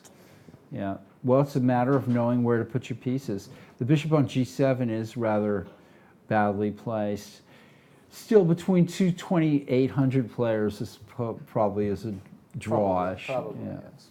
Okay. Because actually, no, I'm threatening bishop takes A6. So you got to be careful for where you put your. That's true. Tactically, right already, black is Yeah. in some difficulty here. So I suspect that's why Larry is thinking. Interesting. Interesting. So what have you been up to? Do you have any international master norms? I have two. You have two. Well, congratulations. Fantastic. So when was the last one you got? November. Yeah, I played in the LA norm tournament. And who else was in the tournament? It was me, Jack Peters. Jack I do know you Peters. know him. Yeah, played him a long time Andronic ago. Manikosian. I think do you know him? No. He's an IM, Armenian IM. Okay. The other IM was Michael Kleiman. He's from Canada. Okay. And then everybody else was like 2,400. 22, 20, 2300. 22, 2300. Yeah. And did so you win? I did win. So I got scored 7 out of 9. 7 out of 9. Nice. Yeah. Definitely. So you outclassed the opposition there. Did you beat Jack Peters? I drew him, Right. but I was outplaying him, and he fended off pretty well. Okay. Right. Interesting. So, John Donaldson. Apparently, he had everything that he needed. From what I heard from John, Donaldson was that he had all the requirements needed to become a grandmaster, and something happened. I'm not sure what it was, but wasn't. he's crossed 2500 before? Yeah, I think so. Oh yeah. Oh, I think maybe one of his GM norms was discounted or something like that. Something happened Because I know he needs. And then he got discouraged, or Yeah. just I mean, he decided that it wasn't worth it. He what he became a had to do. great captain, so U.S. team captain. No, I'm not talking Oh, about. Peters. I'm talking about Peters. Ah, Peters. Yeah, I'm talking about Okay. Peters. Not John. Okay. Because I know John is close to GM as well. Does he have a GM norm? I think he has 3. Wow. Either 3. It was either 3 and he just needs 2500, or he has 2, has made 2500 and just needs 1 more norm. Because I know he was one of them away from becoming a GM. I don't know. Despite We'll working have to with ask him John next time. We'll closely, have to ask him next time. yeah, I'll have to ask How him. about you? next How time. many norms do you have? None. No, I never. I played a lot of good players. I even beat some good players back in my day, in my time. But I never. I lost some interest in competitive chess back when I was a teenager. Back when I was a little, I mean, yeah, just you a won little US older. juniors, right? You won it, right? I tied for first in the U.S. Junior with Sarah Won Sarah and Won, right, Fedorowicz. I won the American Open. I tied for first in the American Open once. I regularly played I was very lucky time to be a chess player. I regularly got to play grandmasters, and there was Lone Pine, like an open tournament at Lone Pine, where I got some great experience. There were open tournaments here with, I was a pretty good player back in the day.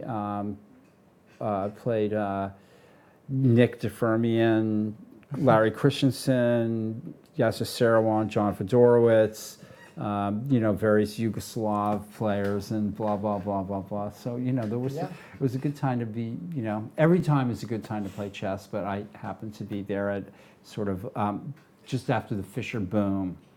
And so it was, every time is an exciting time to play chess, though, I think. But no, I never got any. My brother became an international master, but not Oh, Jay. Yeah, and he played in 2 U.S. championships. Didn't win any, but he won the Grand Prix one year. Really? Yeah, he won the Grand Prix and was on the cover of Chess Life and Review with a suit and everything. It was quite impressive. He was your older brother? Younger brother. Oh, younger brother. He's passed Okay, away. I heard that. Yeah. So I'll bring that out on our next break, and then I'll because I have the magazine chess here, life? I'll Oh. show it's in the cupboard here, and I'll show everybody the picture of him in a suit. Okay, so We can head back to we can Kyron's head game. back to Kyron's I game. probably should depart soon. Okay. But, All right. so it looks like he made good work of this. Kyron did? Yes. Yeah. So Um, this is a complicated situation, boy. It really is. I mean, if the A pawn was gone, would this be a routine win for black? Probably pretty close to it. Pretty close to it. And here it looks pretty hard to stop rook c2. So Yeah. I expect Chiron Yeah. to make good Black work of this game. can play to open up the king side. He can try doubling the rooks on the f file or laterally, and Yeah, there's I mean, various things to try here. I expect him to win this quite easily. Okay. All right. Do you want to see how that happened? Let's Sure. see, b5. And black chose this rook f8 move. Oh, okay. I kind of like that move, huh? Yeah, but I think here, I don't know why you can't play b6 here. He chooses that. Maybe b6 was the correct move. Because b6 looks like, you play b6 and a5, solidify that pawn on b6, that pawn on b7 is forever a weakness. You never want to lose that pawn on Yeah. b7. Yeah. I think Okay, that's so what I maybe would've white continued should play with. b6 Yeah. instead. So he got a little hasty. He saw that he could win this pawn. But he's going to lose the g4 Right. pawn. So I guess and- he saw this and it was like, he's got good chances to draw here, but I think Right. that was not the right way to go about things. That's a good move, queen c5. Okay. Well, I don't know when you're going to leave, but thanks for joining us, that's for sure. And congratulations on your other IM Norm. What other tournaments do you have coming up? So I think I'm going to play Amateur Team West. Not too sure yet. Nick DeFermian and I are going to be Really? kibitzing that Oh, tournament. convincing. I thought you were going to play. No, for a we're second. gonna Okay, yeah. kibitz with the doing what we're Yeah, doing now, but uh-huh. except we're gonna bring it down there. Right. Yeah. So I think I'm going to be on a team. Who else is on your team? Is it a secret? Oh, these are interesting. They're I mean, secrets. I would share, but I'm not sure my teammates would. Right. Oh, Gotta keep that's those things secret. that's Exactly, cool. I yeah. see. I don't know. I these asked things. I asked Brian Doyle what his Oh. team would be, and Uh-huh. at first he was like, "All right, I gotta keep it a secret," and he finally gave in. But Well, the funny thing is that maybe you guys are both on the same team. no, No, it's a secret to all the teammates. yeah. All right.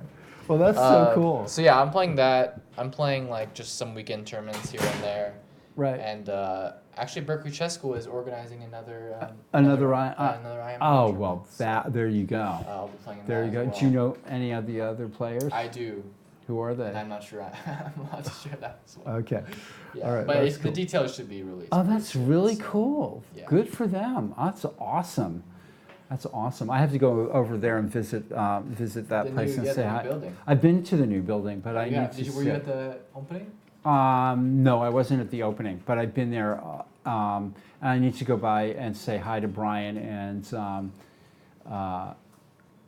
and Elizabeth soon. Okay. It's been a while. Yeah. Good people. I grew up in that. Yeah, in that. I've been going to classes there since I was like 5. So, Wow. Yeah. Wow. Taking lessons from who? Sam. Sam. And you know Roger Paleman? No, Okay, he's one of the- yeah, yeah. I do. Yeah. Yeah. So he was. Sam is an incredible Sam is an teacher. incredible teacher. Yeah, I listen to, he's very vigorous. He's not going to let you get away with anything, right? Yeah, that's great. Okay, so another I Am Norm tournament coming up in what? It's at the end of February. End of February. I'm going to So, follow that. Hopefully, for I sure. can, get that last I Am Norm. You deserve it. Yeah. Yeah, you've definitely taken your game up another level. That's great. Yeah. All right. Well, Yeah. good luck in this tournament too. Although you're the last person that needs it. And Thanks, remember this beautiful Yes, trophy. it awaits me. Yeah, it's falling apart, but okay. All right, we're going to take a 5-minute break, folks, and then we'll come back and I'm going to go visit the tournament hall. It's an electric atmosphere out there, even with Hosea not playing. All right, be back in.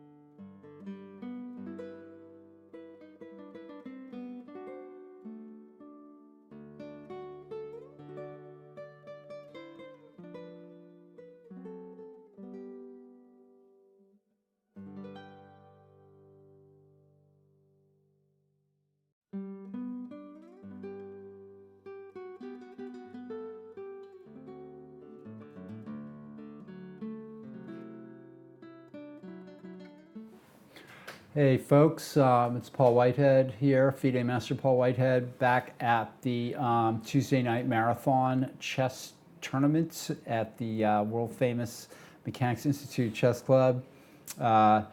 We are in the first round of the Max Wilkerson Tuesday night marathon,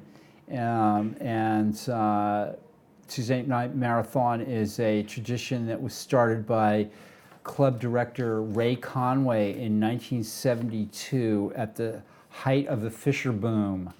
There were 2 in the first year. Both were 12 rounds long. And this one is a 7-round. This year is the first year, actually, that we've started. We're going to have 6 tournaments of 7 rounds each.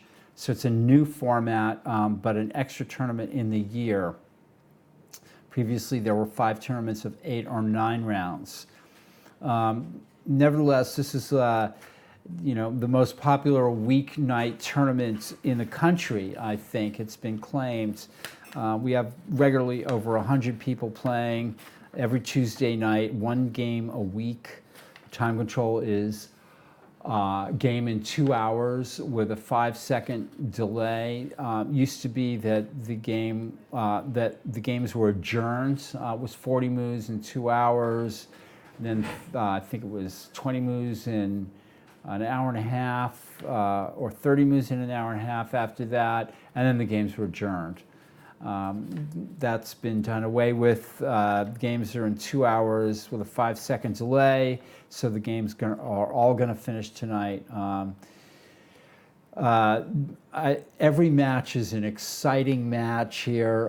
The tension in the playing hall is palpable as these players battle it out for supremacy on the 4th floor of in the financial district here in downtown San Francisco. And Hosea Stearman, FIDE Master Hosea Stearman, who has 2 IM norms, was here sitting with me. He won his game, and we'll go over that really quickly just to review it. He won an Alekhines defense here.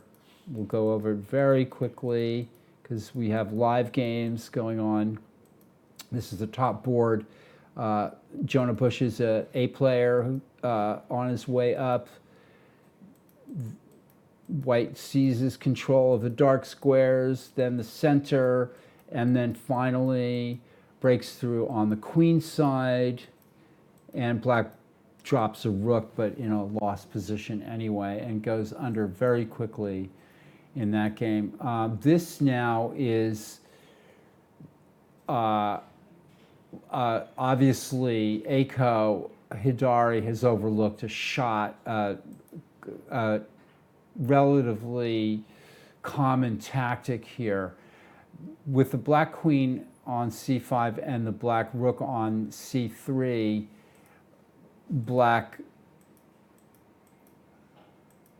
so black is sort of getting ready here. White plays h4 unprovoked. I don't think that was probably a good idea. And of course, it just, the way White completely overlooked a tactic here. The difference sometimes between the stronger player, more familiar with tactical motifs, but White should not play h4 unprovoked here. It might be difficult for White to find a move here. He's definitely under a lot of pressure, probably lost position. But h4 is going to make it easier for black, and queen e2 is a blunder. But queen g2 is marginally better, I guess, or queen f4 or queen g5. Is still going to run into this problem here. Boom. And now black has just destroyed White's king side. This game is going to be over pretty quickly now, I think. Okay. International Master Elliot Winslow, we had this position where we were analyzing earlier. We thought White had nice control over the position. Black has really no good squares for any of his pieces.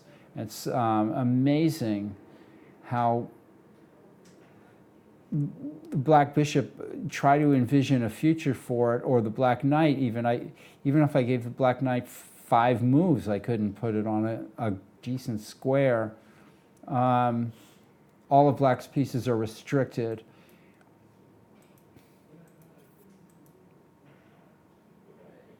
And white actually trades off one of black's defenders, but also black's only decent piece in a way.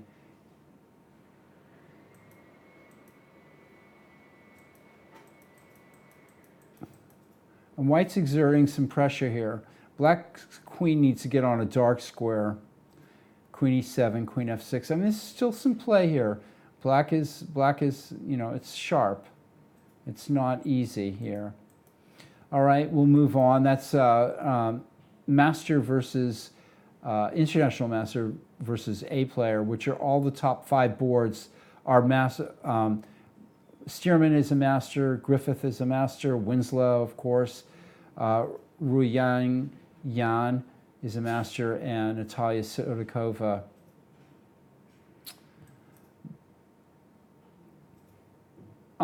This game we thought was going well for black here. Let's see what happened here. Pieces were exchanged on e5. Black is a little dominant in the center here and has won a pawn. White could easily have taken back with the rook. I'm not really sure why. I mean,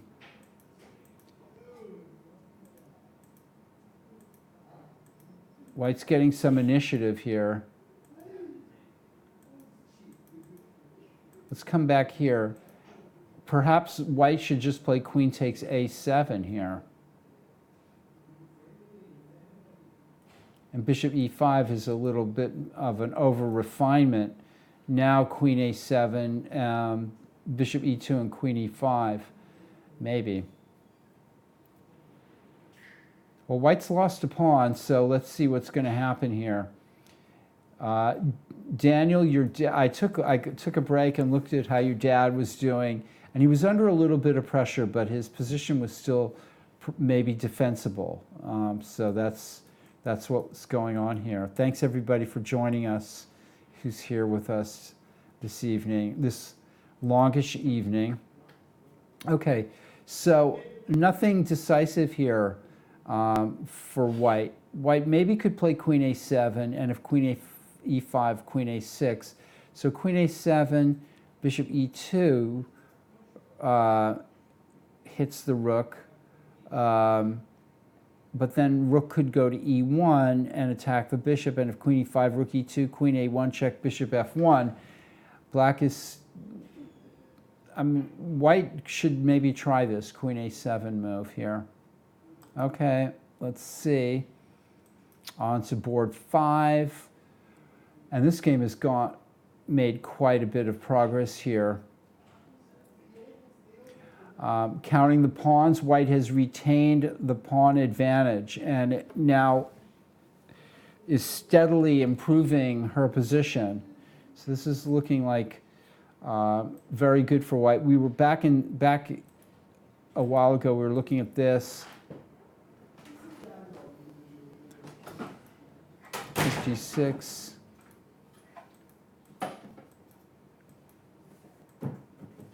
And this just straightens white's pawns out, and black is facing a long, hard climb here, a pawn down in an endgame against determined Natalia Sodakova. Determined. All right. Relentless. Okay, we have another. We have a lot of Russian. Emigres here playing in this tournament. 2 of them are playing here on board 6. Felix German versus Alexander Ivanov. Okay, white has sacked a pawn here, a piece rather, earlier on in the game here, and now is sacrificing an entire, will be down a rook in this position, hoping to gain something back here with knight g5.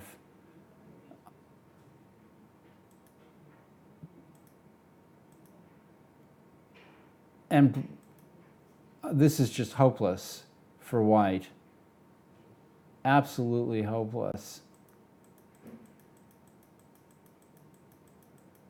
Rook d8 just wins on the spot. Rook a d8. Black is an entire rook up.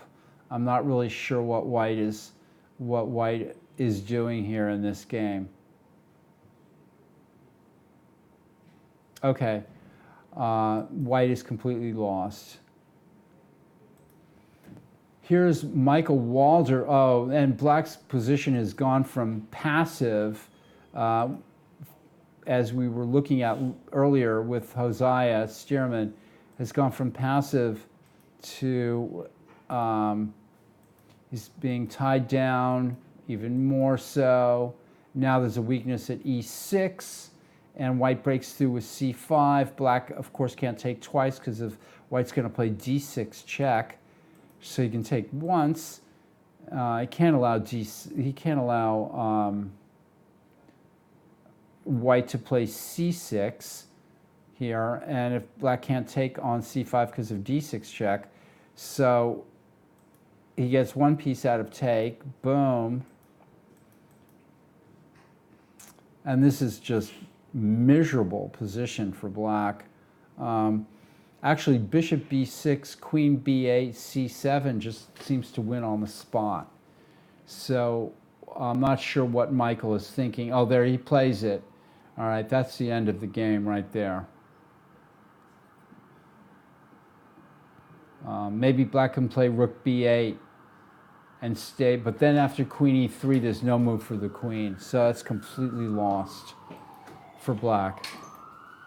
Okay, on board 8 in the open section, which is what we're looking at, white played after knight e4, knight c8. Black was in trouble, but white needed to find a good move. He plays bishop d3, and this seems to discourage black from castling on the king side. Plays bishop c6, knight g5. So that now there's the idea of white's queen coming into h5. This is a very dangerous position for black, with the queen vulnerable as well here. Okay, we'll see what happens in the next move or two. White has queen h5 in the offing here coming up. Okay, this is Childress versus Wang, and this game was, white is just desperate now here. After rook d1, f5 was played by black, who's just, white's lashing out with g4. And am I missing something? Could he have played? Okay, so if bishop takes f6, bishop e2 is crushing. And this is just going from bad to worse for white here, who has a queen, but black has a rook, a knight, and a bishop. And that's just, in this position, is just overwhelming. And black can just play, as long as black doesn't blunder anything here, he should have a relatively easy win. Okay.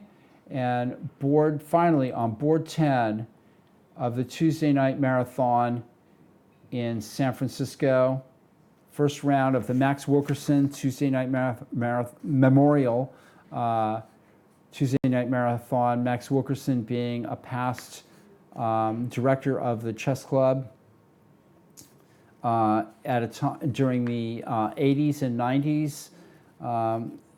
At a time when Mikhail Tal, well, that might not be strictly true that he was here when we brought Korchnoi in. I think that might have been under Jim Eads. Anyway, I'm not going to go bore everybody with all this ancient history. But Max Wilkerson was a former chess room director. Okay, so on knight b6, as Hosea pointed out, if the black rook moves along the back rank, bishop a6 nabs a pawn. So black plays rook a7, but this just looks bad. I mean, that rook is paralyzed, and white plays bishop c3, knight e4, bishop e1, rook e8, bishop d3, knight d6, and now white's thinking, okay, so the threat is e4. White's probably just like, how can I break through here? The rook, he might try bishop f5, and then and that would eliminate at least the threat of e4, but that might be a good start, and then some kind of infiltrating move on the d file. Start playing the rook down, bishop f5, knight f5, rook d7 right now, and maybe that's what's going to happen. The black rook is completely out of play here, so now rook d7. It's true black might have e4 then, and so maybe e4, but then knight d4. Okay, so there's problems here. White still has to sort of figure out exactly how to maybe getting the pawn at b2 out of take first by playing pawn to b3, and then with the idea of infiltrating with rook g7 then. I mean, this black rook at a7 is an embarrassment. All right. I'm going to take a deep breath and take it back up to board 2, where white's game is in the death throes, is the way I would describe it at this point. We saw white losing a critical pawn here with the wrong-headed first h4 and then blundering the pawn at g3 to this relatively simple tactic. It must have been just tiredness, possibly, but this is just hopeless now. And black could have probably, black is going directly for a mating attack here. There's almost no way that I can see white surviving this. And as soon as the h-pawn goes, which it will, in a move or two, or there'll be a decisive attack on the second rank if white interposes with f4 here. Yeah, hopeless. Here's Winslow Argo, and this game was, you know, black was been under a lot of pressure this game. We'll go back a couple of moves. This happened, and black's trying to reorganize his defenses, and white's just sort of building up here. We'll go back one move. It looks to me like white could play pawn takes f5 and then rook e1 and plant the knight in on e6, but he's going a little slower, playing rook e1. And, you know, white has also got the idea of e5 here. So black is under pressure. Okay, this game went as we thought it would. And white's aggressive play here has regained him the pawn. Although, let's see, rook e2, queen a1 check, bishop f1. It's not going to be easy for black to, you know, find an easy attack there, especially with her own king being a little vulnerable there. If the black bishop can maybe take up residence on the a7 g1 diagonal with bishop c5 and bishop d4, and that's exactly what's happening. So there's some possibilities of a black attack here with f4 or e3 or something like that. White's bishop is severely cramped in there. But at least white has the possibility of bishops of opposite colors, as well as, ending, as well as the fact that it's material equality still. But this could be very difficult for white, who's stuck on the second rank. The queen is by herself out there, sort of going nowhere, on a road to nowhere. Okay. Sotokova, Lehman, this game, white is pushing with a pawn extra. This should be a technical win for white, I would imagine. Very difficult defense for black here. As long as white is patient and brings her pieces up,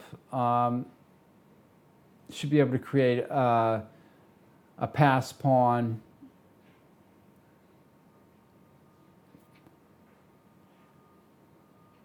In the center at some point, or bringing the king up, bringing the king into the game, up the G file or into the center. E5, rook F6, all kinds of ideas. Just a general improving of the position. This game, this could not have happened. I mean, black could not have played knight B8 here. There's something was wrong with the DGT boards here, and after knight d5, knight h3 is completely illogical, and knight b8 is even more illogical than knight h3. So there's something wrong with the DGT technology or the boards. So I'm going to skip that game, and white did indeed, in this game, we were back here. Black was getting pushed back into the nether regions. Rook b8, rook b1, bishop c7 is an awful threat now. Rook takes b6. Black must sacrifice the exchange, and he's going into an endgame where he's just completely lost. Down the exchange, cramped, and with the white pawn at c6, ready to touch down and become a queen as well. This is just completely lost for black. Okay. This is Melville Boldy, and after knight fg5, black played knight d7, which attacks the pawn on e5, and white plays queen f3. So if knight e5, queen f4, it's kind of hard to believe. There's some funny moves going on here. The white queen is, looks to me like black can play knight e5. Oh, excuse me. Although, of course, then queen f4, and if knight d3, queen f7, check, and knight e6 mate, so that's not so good. Hi, Judith. Hey. Thanks for spelling me for a second here. Sounds good. I gave out a yawn. Well, it's fine. It's What's going Tuesday on in the evening. tournament hall? I'm actually supervising the smaller hall and got some work done. There's 2 rooms of chess going on yes. out here. You're only seeing one of them Yeah. above us. And Rika is out there, and I think Abel was sitting on the other side. Right. And then I was sitting in the small room. Small room is almost done. 2 games left. 2 games left. Any yeah. upsets? I haven't Yeah. seen anything. Okay. So yeah. How many players are registered into the tournament I so think far? we have around 90 something, close So to we'll- 100. Yeah, we'll be over 100 pretty But, soon. Maybe by the end of the evening do you want- almost. Javan, do you want to go over your games or talk to Paul a little bit? Or no, you just want to talk to me? Okay. Okay, I might have to go in, That's in fine. a second. So That's fine. anyway, were you on the top board? Was that? No, I wasn't. No, okay. I didn't know. Okay. So, yeah, go ahead. I need to talk with Javan a little bit. Okay. I'll keep your seat warm. Good, good. And no, actually, I need Abel. Thanks for joining me. Sure. So what's going on out in the chess room? Any fist fights? No fist fights. Yeah. Fights on the board. Looks like it seemed like Rui had made some headway in her game. It looked sort of even, but I think A little bit, she's yeah. up now. I think she's ahead, and I think Kyron's game is winding down. Yeah.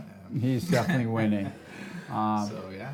And And it's funny because typically at around like the 9:30 mark is That- when the separation starts to happen in games.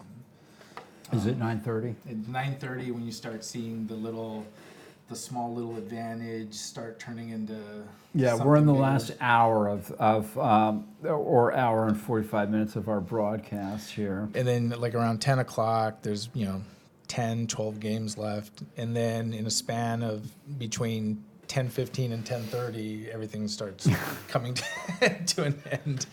So it's kind of fun because that's where the drama. And then in the last half hour I'm generally out there because there's always Watching something going on. people make illegal moves. Yeah.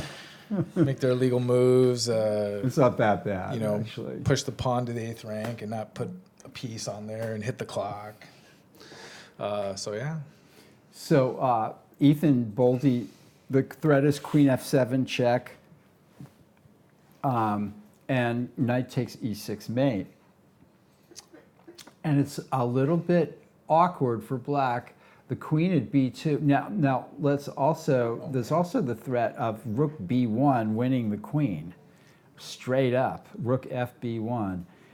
So black, he has to try something. Knight e5 looks like the only move because it attacks the white queen and gets out of the threat of mate in 2, Yeah. right? And so then you can maybe do something. But But what's then the negative? Yeah. the negative is white plays queen f4. Now that attacks the knight at e5 and still carries with it the threat of playing rook b1, winning the queen. Rook fb1, winning the Yeah. queen. If black plays knight takes d3, he's mated in 2 moves. Queen f7 check, king d8, knight e6 mate. So I'm not sure if black has a defense there Huh. in this And position. then taking the knight doesn't do anything. Huh? Bishop takes e4 is white plays queen f7 check, king d8, knight e6 mate. No, See, but after knight x e5 and then queen f4, then bishop takes e4, doesn't do anything. that might be the move. That probably right there is the only move. But then say white recaptures with the knight. There's still problems. Oh, well, I see. Then you could play knight d3. Okay. So yes, knight e5, queen f4, bishop takes e4.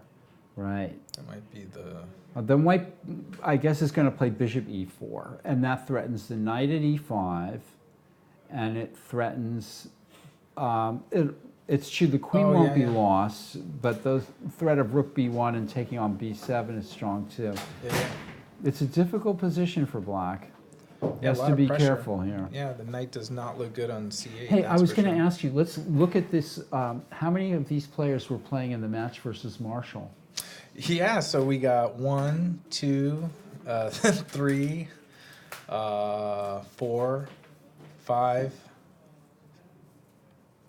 6. Six. 6 of them. 6 of the 10 boards are right here, right yeah. here. That's amazing. Yeah, Yeah. I noticed that myself. I was going like, Felix, right? Yeah. Natalia, Yeah, Josiah, Jos- Kyron, Josiah, Elliot, Cara, Elliot. Natalia, Felix, Kalen. Michael Walder would have played, except that he played a tournament like the week before the supplemental cutoff. Right. And then he exceeded the rating limit by like 3 points. Oh, okay. And yeah. the same happened with Eric Lee, actually.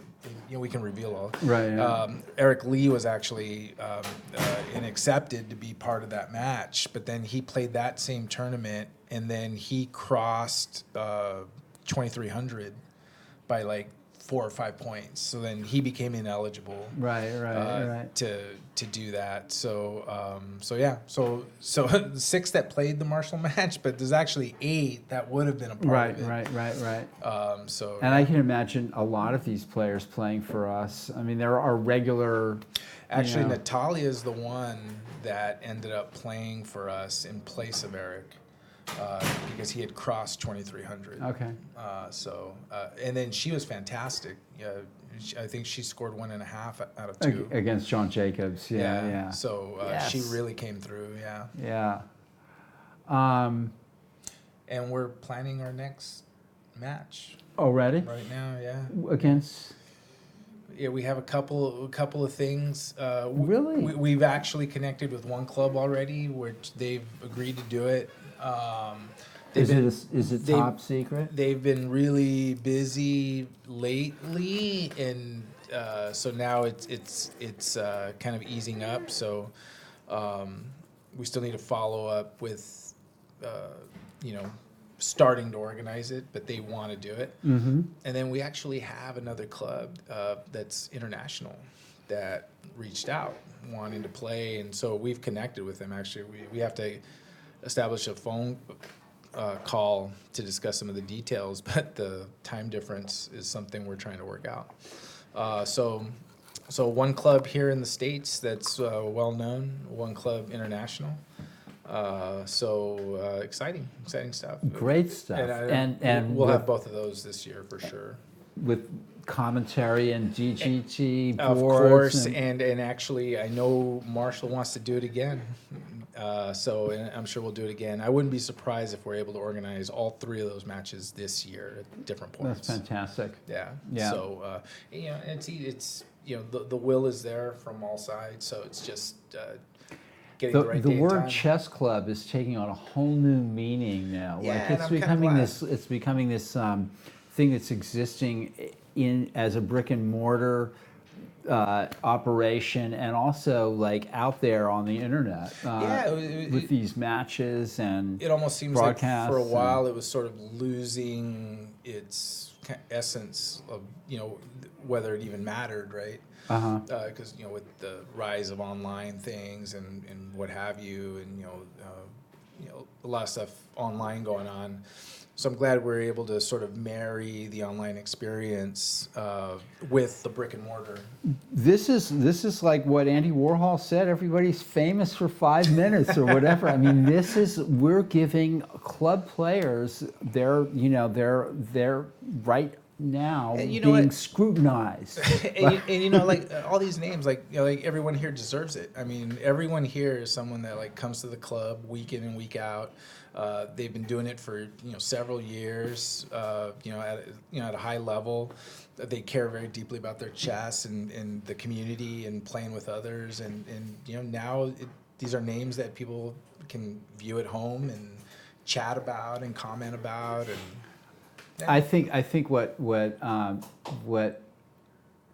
I realize is that the games between 1,300 players are just as bloodthirsty and just as intensely fought as the games between 2 grandmasters.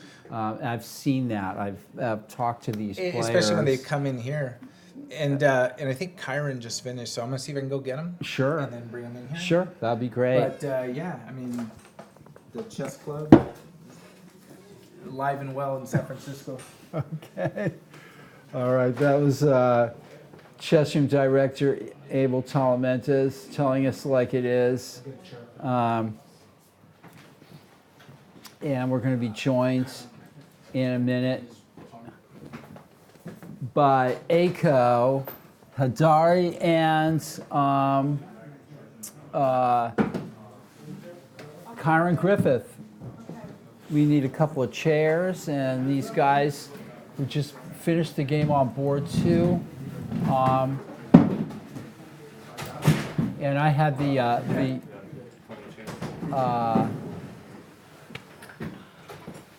Kyron, you guys have to scoot in between the blue lines there. Okay. So Hosea and I were looking at your game and thought that Aiko, thought you did the right thing here. Let me just let. Yeah, I think after bishop f5, you have to sack the exchange. Probably. Because the bishop go to d3 and c4. Yeah, it's just overwhelming. Yeah, this all seemed Yeah, this is not Little- posing black enough a problems, little I think. suspicious, I think. Maybe, yeah. Queen b3 is maybe suspicious because you have to meet bishop e6 with d4. So I think a4 maybe not is, I'm not sure. I think it's okay. I think you Yeah. just need a castle sooner, and Yeah.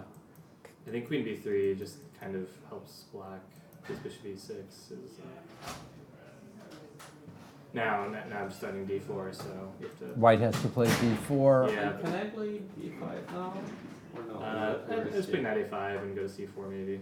I'll turn e5. Get the so b5, knight a5. Or b5 queen also- somewhere. Let's say b4, and then d takes c5.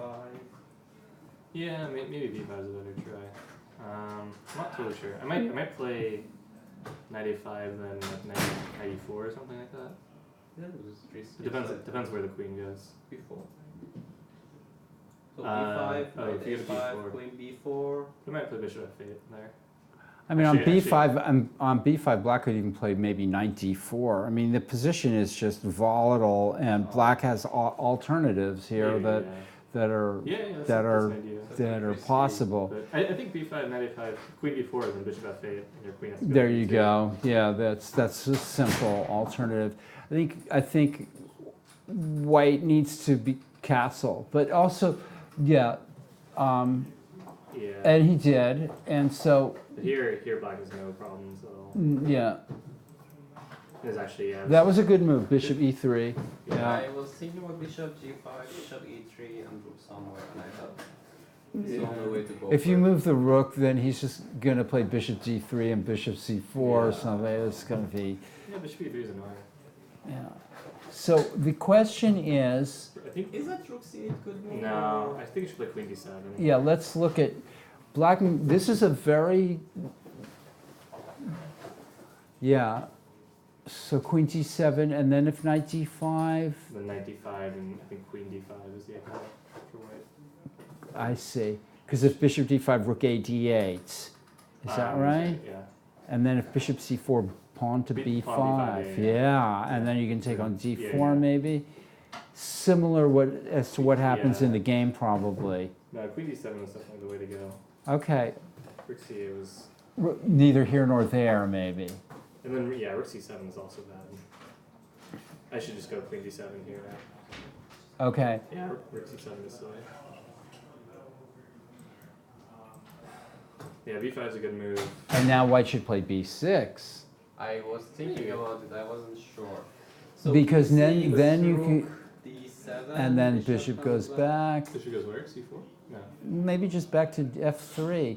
And then it's, the onus is on black to show, I mean, if you lose that pawn at b7, Scary. Josiah and I were looking at just play b6 and then a5, it's gonna be tough for for black to do anything. If he loses that pawn, if you lose that pawn on b7, And if it doesn't capture immediately, I have d5 to save the pawn, right? So I think.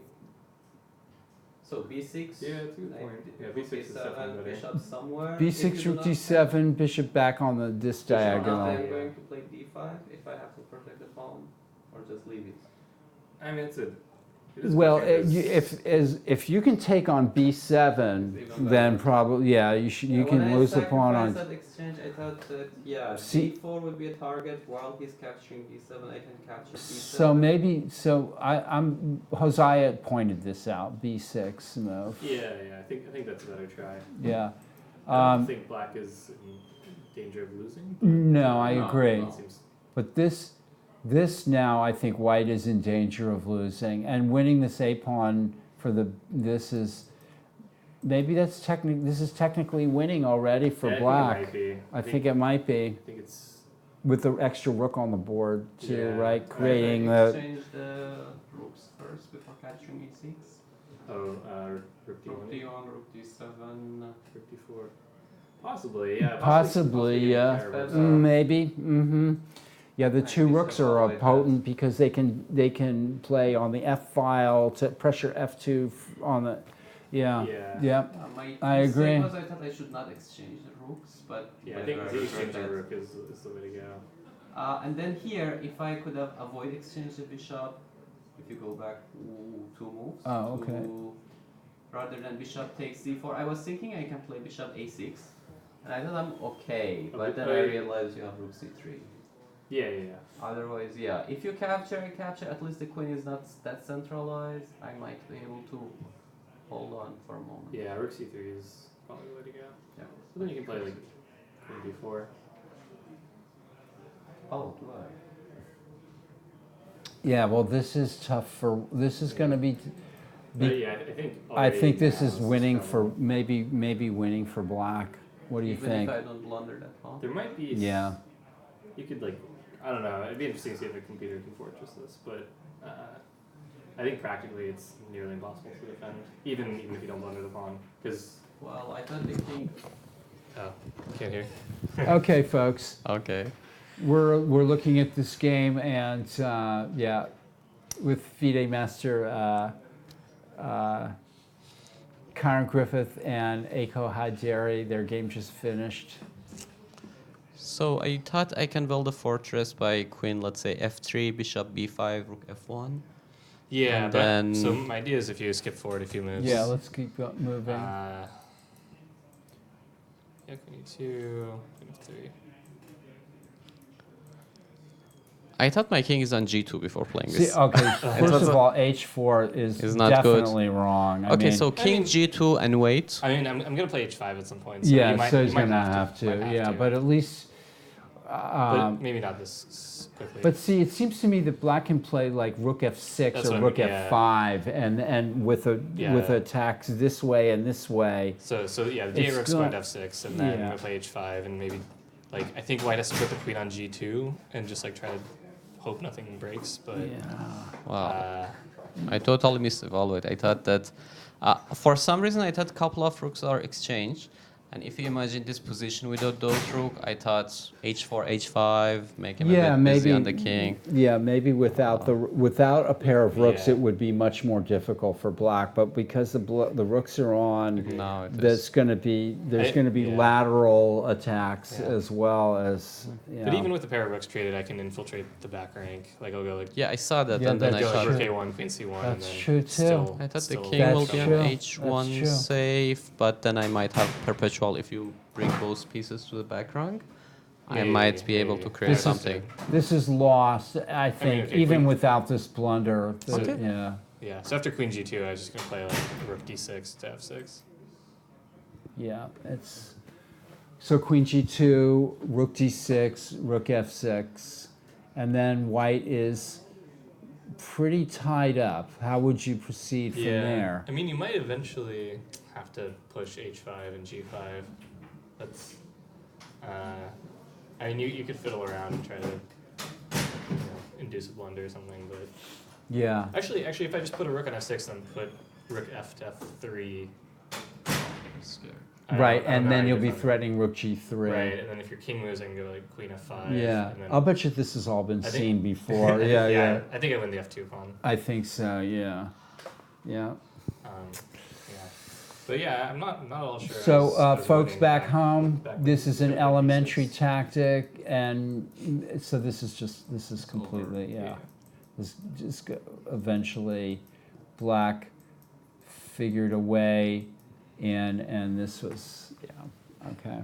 Thank you. Thank you, Just- thank yeah, you, good. yeah, and but I'm going to show you the trophy of whoever wins the tournament. Oh my gosh. Yeah, we have this beautiful trophy Wow. here. It moves, Yeah, it looks, moving parts, yeah. Looks like it's seen better days. Just kidding. Nice. Well, yeah, thank you. Good game. Okay. I'll see you guys next week. Yeah. Have a good night. All right, folks. That was board 2, Karen Griffith. And we're now on board 3. White had played, International Master Elliot Winslow had played Rook FE1, and yeah, I'm going to run through the games and then we'll take a quick break. Rook FE1, and G3 was played, and EF5, this idea of coming in. Okay, so the black is looking for tactical opportunity.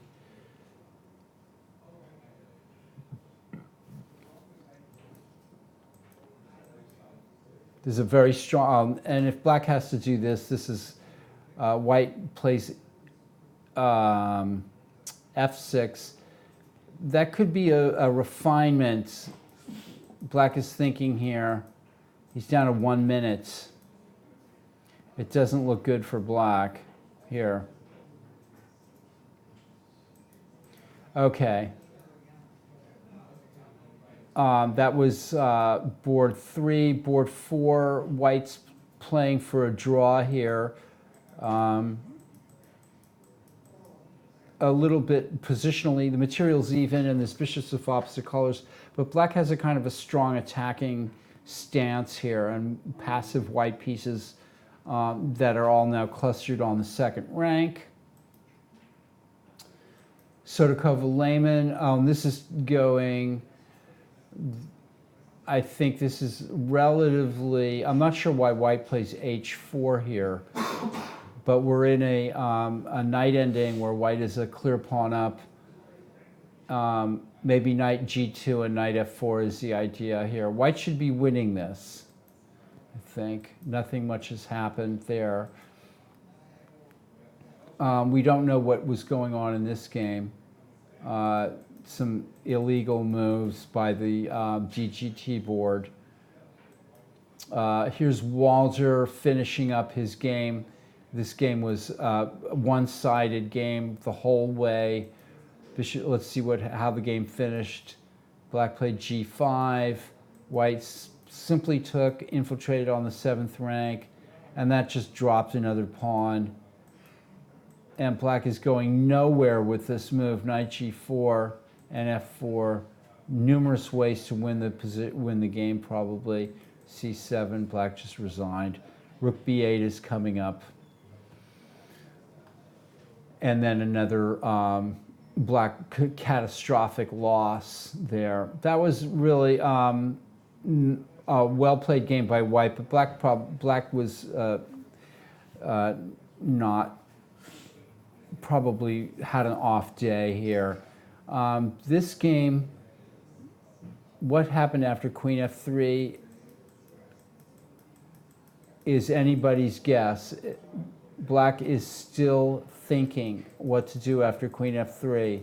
It doesn't look good. Daniel, Daniel, I'm sure your dad is still hanging in there. Let's see what was going on with this game. This game was, white was heading for disaster.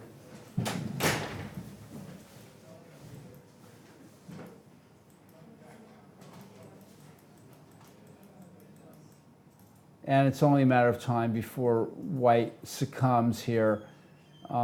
If white's been unable to make any progress here. Black is now, this is transforming into a strong attack. Let's see if we can find a forced win. If king F2, rook F1 check, king G2, rook F5, threatening rook G5, that's got to win. If king G2, bishop F1 check, this is just winning for black. Persitsky Snyder. That was a draw. Was it really? Okay. Let's see. Bishop C3. We thought this is a lucky draw for black here. Bishop after 96. Okay, so there was this exchange. 97, bishop G7. He goes not. All right. So black wants to evict the knight by playing bishop d8, and white acquiesces by playing knight g7, bishop g7. The threat is to reactivate the bishop back here, as to reactivate the rook, maybe by playing b5 or something. The rook is free, so white wants to keep the rook tied up, but black plays back to f6, threatening bishop d8, and et cetera, et cetera, et cetera. Whether this is objectively a draw or not, and white's definitely seems to be better here, but a draw was agreed. And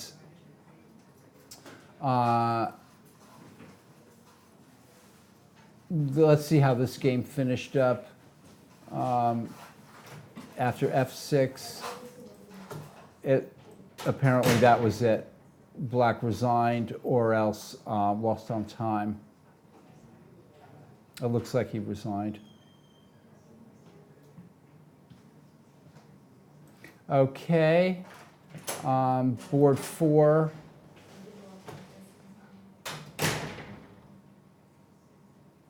Black is conjuring up some threats, maybe thinking of playing f4 and queen h3. Oh, no, no, not with the queen on d6. Okay. Just keeping up the pressure here. Folks, we are going to take a very quick 5-minute break, maybe even less than 5-minute break, and then we're going to finish up round 1 of the Tuesday night marathon. Okay.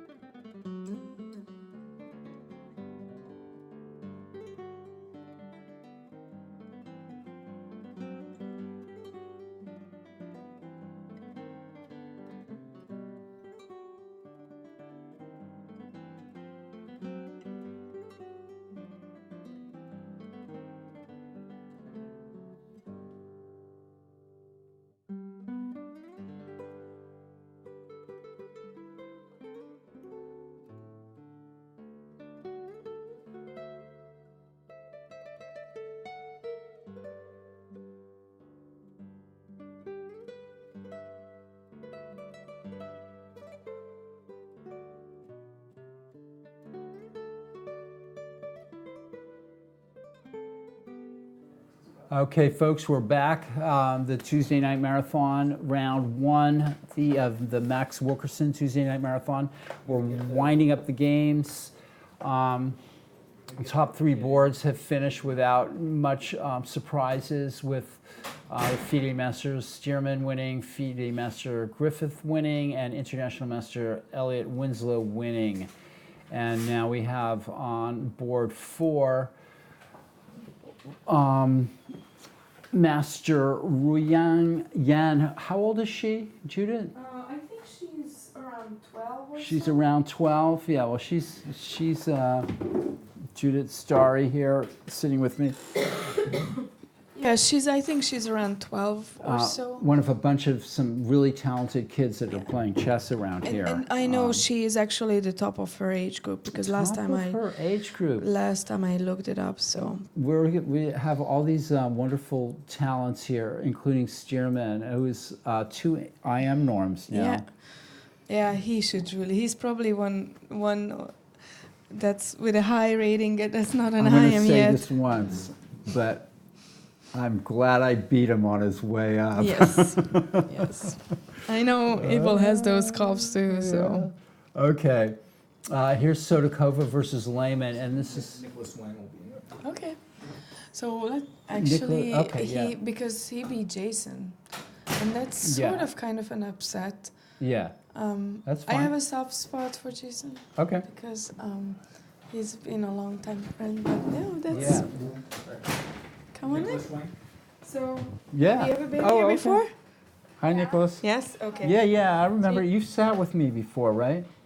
No. No? No. Okay, well, you Okay. should have. This is how it works. You have to hold and you can tell anything you want. Yeah. We're just moving a little closer. So this is us right here, right? And we're just going to go over your game. You played a good game. I was going over your game, and it was really nice. Here, let's go back to the beginning, though. And you can use the mouse but tell us what was happening, because we're being broadcast right now. So, like, you've got to use some words and tell us about this game. And you can share. Yeah, you can use this, too. I think I messed up a little bit in the Go opening. slow, because people are watching and they can't go as fast. No, you're fine. So it was a Smith Mora. Yeah. Okay. It's a good idea to study this opening. I'm not sure exactly how black should play either. So, I went over this game with Stearman, Hosea. He was sitting here with me, and we thought that maybe white missed a good move. But keep going. Yeah. Is A6 Siri? I mean, you should definitely look this up. If I were you, look this up as soon Yeah. as tomorrow or whatever, when you get home or whatever. I don't know, really, if it is. It looks like a reasonable move. It looks like a good move to me. Yeah, rook suit. I don't think B5 was that good. Maybe B5 was not the right move. Maybe Yeah, Bishop it's- G4? I don't know. What do you think? Or Bishop E6? Yeah, Bishop E6 or Bishop G4. We can't move the pieces. We have to kind of explain to the people out there. Yeah, right. so if Bishop B6, I think, wait, knight D5, knight E4, Bishop B6. And then Bishop B6, knight D5, knight E4, Bishop B6, and you win the knight, I think. Yeah. Okay, you so win the knight. okay, I see what you're saying. So you're saying if Bishop E6, knight D5, knight E4 is a mistake Yeah. because of Bishop E6. So what would you have to play there? You had Maybe. Bishop D5, So Bishop E6, knight D5. Do you have another move? knight D7. It's tough. Yeah, if you don't know the theory on this, you can get into some trouble against a Smith Mora. It looks like to me. That's why I sometimes when people play the Smith Mora against me, I decline it by playing knight F6 or D3. Have you ever done that? No. Here, let's go back. I'll just show you. I'm not saying that the Smith Mora is an opening that you shouldn't take it, but in this position, black can play knight F6 or he can play, or d5. Pawn to d5 is another move to decline the gambit, or knight f6, or even to play d3. Pawn to d3 is a way that people decline the gambit. So I usually do that because I don't study a lot of theory, and so I'm always afraid that I'm going to get into trouble. And so let's see what happened here. b5, bishop d5. All right, so what did you play? I think I took here. If I played like bishop b7 or bishop d7, then He he can- would have knight b5. Or he can take on c6 and play knight takes e5, you know. Yeah. Okay, so it looks like you take, so okay, knight e5, knight e5. And Now your knight's attacked. Bishop there. Was it possible to go to d7? I don't know. yeah, it probably was. Yeah, I don't know. And Like I said, you're going to have to look this up in the books. Looks like, so let's see, what happened after bishop b7? bishop b6, queen d7. Now, Hosea thought that queen d2 is a really strong move for white here. Yeah, I did as well. I thought he would win after playing queen d2 and then just take And down e7. right, but he's also actually threatening knight takes e5, maybe, after queen d2. And then if knight takes e5, rook c7 then. But then maybe you'd have knight c4, I don't know. Yeah. Yeah, we can't move the pieces. So, but you were winning. Let's see what happened here. He overlooked something. Yeah, I thought I was lost here as well. No, but you actually, this was a mistake on his part because this was perfect, worked out perfectly for you. Because after rook e7, you have this move, right? Yeah. Right. So when I played bishop d5, I didn't see bishop c4. So you were lucky. Well, I thought it was better than queen c7 immediately. Well, queen c7, knight takes c7, right? Yeah. And then what's the material? And then You I have a think rook and a piece yeah. you have a rook and a piece. for a queen. That's not enough here. But playing bishop d5, you end up with a rook and two pieces, right? Yeah. And that's a lot better. This is lost now for him. If his queen was on d2, of course, it would he would be have winning. won. But here he's lost. And you played very well, I think. Show us the rest of the game. Queen e3, knight d7. This is a win for black.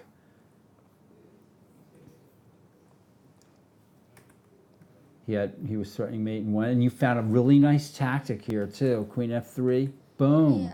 You could also have taken with the rook, I think. Hosea was saying maybe you could even take with the rook. Maybe, maybe not. Yeah, I think so.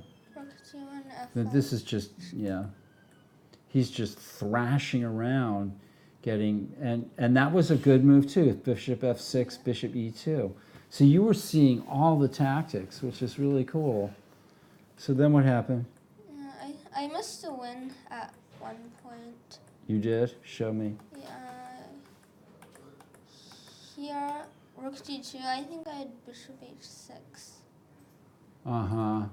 Yeah. But also, you're just winning in all kinds of ways. What did you play here? I went rook c1. And then, King f2, rook f. and this is winning too, right? You're threatening rook g5. Yeah, bishop h6. He He- resigned. Yeah, because you're playing rook g8, right? No, but if rook d6. No, I just played it out on the board for him to see. So rook d6, rook g8, rook d7. Right. And he lives another day. But what happens if rook g6? Well, he played it, right? No, he didn't. Oh, he didn't. What would have happened? What would you do here? I don't know. I would have thought for that. Maybe Bishop f4, bishop f4, rook d7, king king e6. queen h3. Right. How about bishop f3 check here? trying to sort of get that other rook in. That's got to win. Look at that. Then your other rook comes in the game. Bishop F3, King F1. Oh, King F1, really?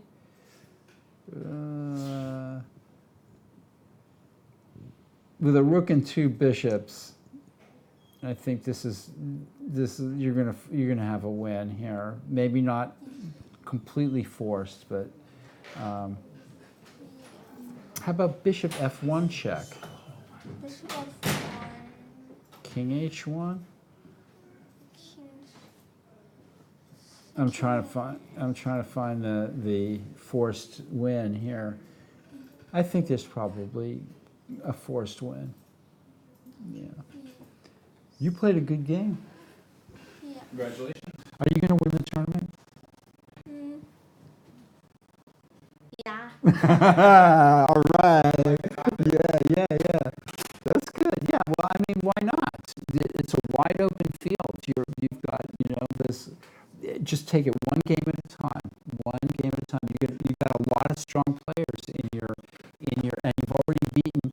You're the underdog. People are going to think you're an easy guy to play against because you're what, an A player? Yeah. That's your rating right now, but you're an up-and-coming player, and you're a dark horse. You're an outsider, and you're coming up. And I predict you're going to have a really great tournament. It's already started really good for you. So, congratulations. And you're playing really good chess. Get that opening thing and learn how to beat the Smith-Morra like that. Just beat the Smith-Morra every time. And Natalia will be in here soon. Yeah, okay. She just finished. Thank you. Thank you. All right. All right. That was Nicholas Wang. Where do you live? What town do you live in? Palo Alto. Palo Alto. Okay. Okay. Thanks for coming up here and playing some chess at the Mechanics Institute. Yeah. And this is the first time you've played here? Second. Second, what was the other time? I forgot. Just another tournament. Was it a kids tournament or a regular big tournament like this? Regular. Yeah. How old are you? Last question. 12. 12? Okay. All right. See you later. See you later. See you next week. All right. Congratulations. Bye. Okay. That was one of the many talented chess players coming into the Mechanics Institute, and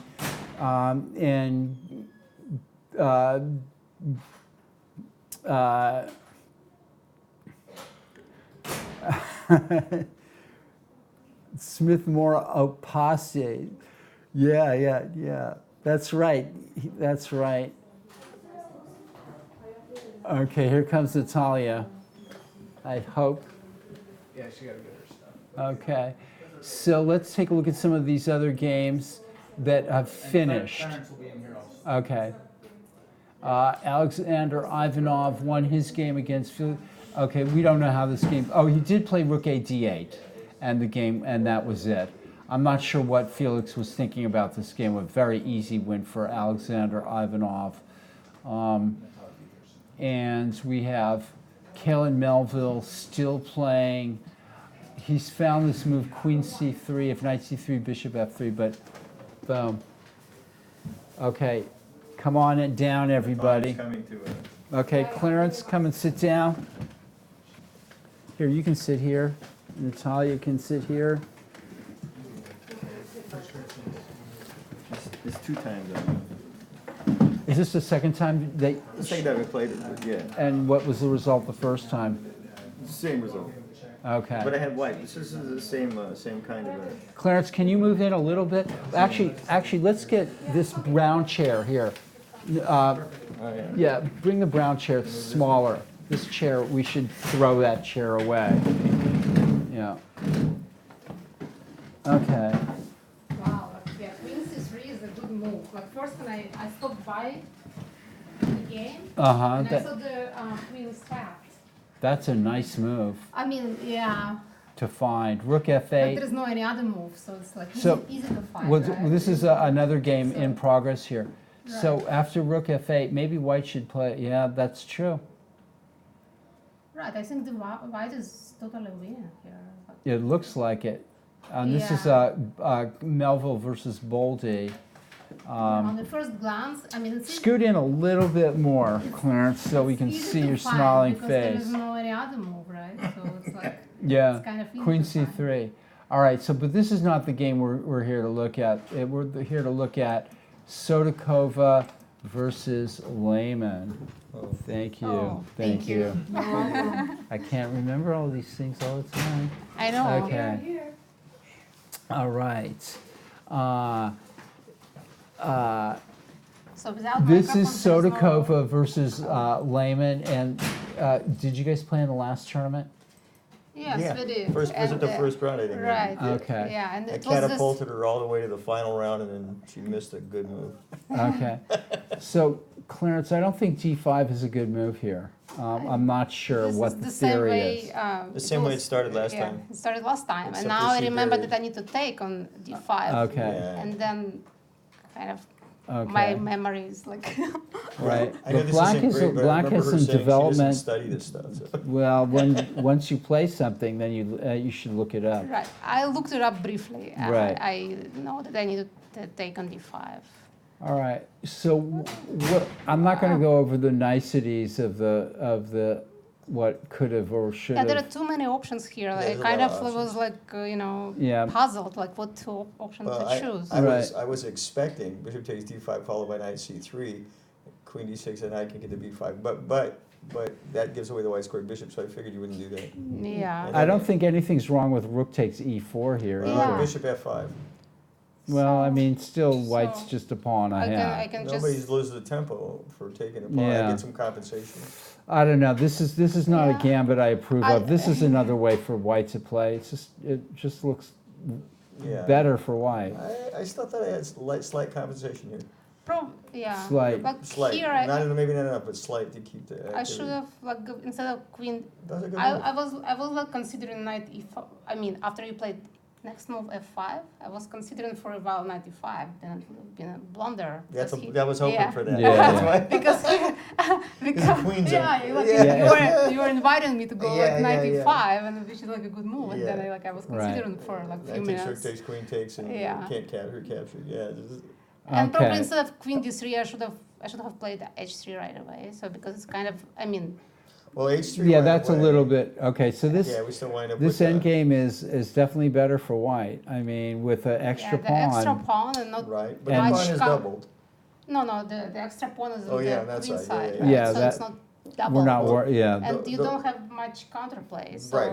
That I was would- the hope is going into this side somehow I'd get something against his pawns if my knight could get over that. I think I black would black want to is play Black this is position bad. anytime, any day. yeah. This any is this given is day. No, I just felt like I was under the.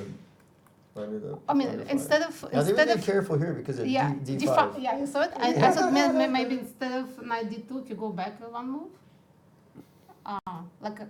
one more. I should have played rook e3, and if rook e6, then I so played it still works. d5, It still Right, works. and but- then take the check on c6. right. but he's not going to. But- Yeah, I Well, mean, he- we also like more try. Well, it's okay to throw junk out there like that. I was doing it. So this is a strange. Why did you straighten out the pawns? Oh, No, not right away, but I in didn't. the I next- didn't want to straighten the pawns. I can't play rook e8 for one reason. There's Right, Yeah, because of d5. d5, But, right. yeah. but the thing is that I didn't want to straighten out the pawns, but I figured if I straighten out the pawns, since I can't trade on my terms, that it would be harder for rook to get in the game. Yeah. And I thought maybe I might be able to set up some kind of a fortress.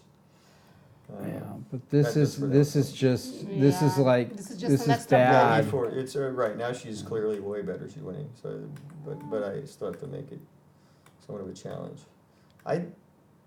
This is just Yeah, I had to trade. I didn't want to. But Yeah, you know you- what they say about knight endings? They're just like Yeah, king and pawn endings. I know that. But I've done very well with knight endings recently, so I was hoping this would Right. be another accidental survival. Yeah, but being a pawn down is It's hard. grim. Yes. But maybe here, after I take it, yeah, probably stronger to move king on g6 instead of taking it right away. Right now, I thought Yeah, about like it. here. Like, Yeah, I thought about it. I thought about I it. mean, but it's it- probably No, you winning. could play c4, Yeah. and then I'm busted. Way busted. Well, I'm Yeah, busted I anyway. have a can't feeling make I that- can't make a pass pawn. They're all locked up. So it's just she takes her time. In The fact, as soon as knight you can Yeah. deal with That's the how I was pawn saying, and then how come you don't move your king? the king's on G1. So when is she going to move her king? Because if you move your kings, I just resign. And then just like, oh, then you finally moved it, and I'll play on a while. No, yeah, this is hopeless. This is Certainly is. Yeah. But I did get all her pawns. like in my childhood, one of my first competitions, I was like, I had like a pawn ending, and I had 2 extra pawn, not 2, 1, and it was like advanced, one of the advanced, and basically in that ending, I didn't know that the weaker side cannot take the pawn that is 'Cause the other one can behind run? because it was run, and I kind of messed up, and basically it was a team competition, and I draw like it was my first competition, and It's too and bad you learned that. and I drew that, and it was like still in my mind. And I remember like I analyzed it with the coach, and Right, he was like hitting on my hands, like how Yeah. how did you do that? I mean, it's like and like even my husband still like remembers this. So it's like, I mean, I'm pretty good in pawn ending with the extra pawn. Yeah, that's a good thing to be. Yeah, So yeah. that was only one time, and it's like I learned my lesson. So. So this is a tough tournament. Like right at the beginning, it used to be in the Tuesday night marathon that the masters were playing C players and B players for the I first few know. rounds. Now it's like everybody is tough. I know. So are The you going to field win is this very- tournament? Oh, I kind of missed last time, right? So it was like a favorable. It was not too strong of the players, and Right. like I had my chance like against Eric in the last round. But Yeah. you've got, because you're playing a little bit more. I think your results are getting a little better. Well, I've been Yeah. playing for the last 5 years. Yeah, I know, but you're starting to play like in this Yeah. tournament a little bit more, so Yeah. it's good. It's Yeah. good. It's And good. it's We like want to see you I win play- this thing. All right. Yeah, Yeah, I'll try. We're But rooting for you. like I mean, we're prejudiced. as long as you're not straight gonna out. pair me with the 18 and younger, I have a Well, chance. you have to get through Stearman. Josiah is Yeah. not my. You have to get through Stearman, Griffith. Just keep Okay. kicking Those her are over. your- Okay, but and only one, Winslow. only one. Yeah, out yeah, of well, it's 7 Stearman and rounds. Griffith, I can only Do you know it's 7 rounds 7 now? rounds. And why Yeah. is it 7 rounds? By Because the way, they're I wanna- having an extra Tuesday night marathon during the year now. There's Oh, 6. 6. Wow. 6. So I have more chances to win, right? So you have more chances to win. Instead of 5 chances a year, I have Yeah. 6 chances a year now. Yeah. And Right. Clarence, it's great to see you back in action here. You're battling it Yeah. out. You're playing in all the tournaments I here. took a few years off, and now I'm. All of us did. Yeah. I had other things to do. Even like- you, Paul, right? Yeah. Like, Paul yeah, took on it. your own and off. You played Uh, pretty good, like once in TNM, I remember. yeah, like you once. Were, you were Yeah. battling I for the. beat You also Stearman, I beat Stearman, and I beat so I thought it's like and I a beat comeback of the century. Yeah, but then I lost to Ivanov in the last round. I played like a But he played good. Yeah. I remember that game. Yeah. You were on And the I was, attack. Yeah. Igor Ivanov? No. this No, guy. Alexander. Yeah. Yeah. So shall we see what else is going on here? This is okay. White is in a bind here, terrible bind. Look at this. Yeah. Poor bishop. This is lost, I think. Well. Very well done by the Ruyang, the 12-year-old master here, who is showing some class here. Let's see how this happened.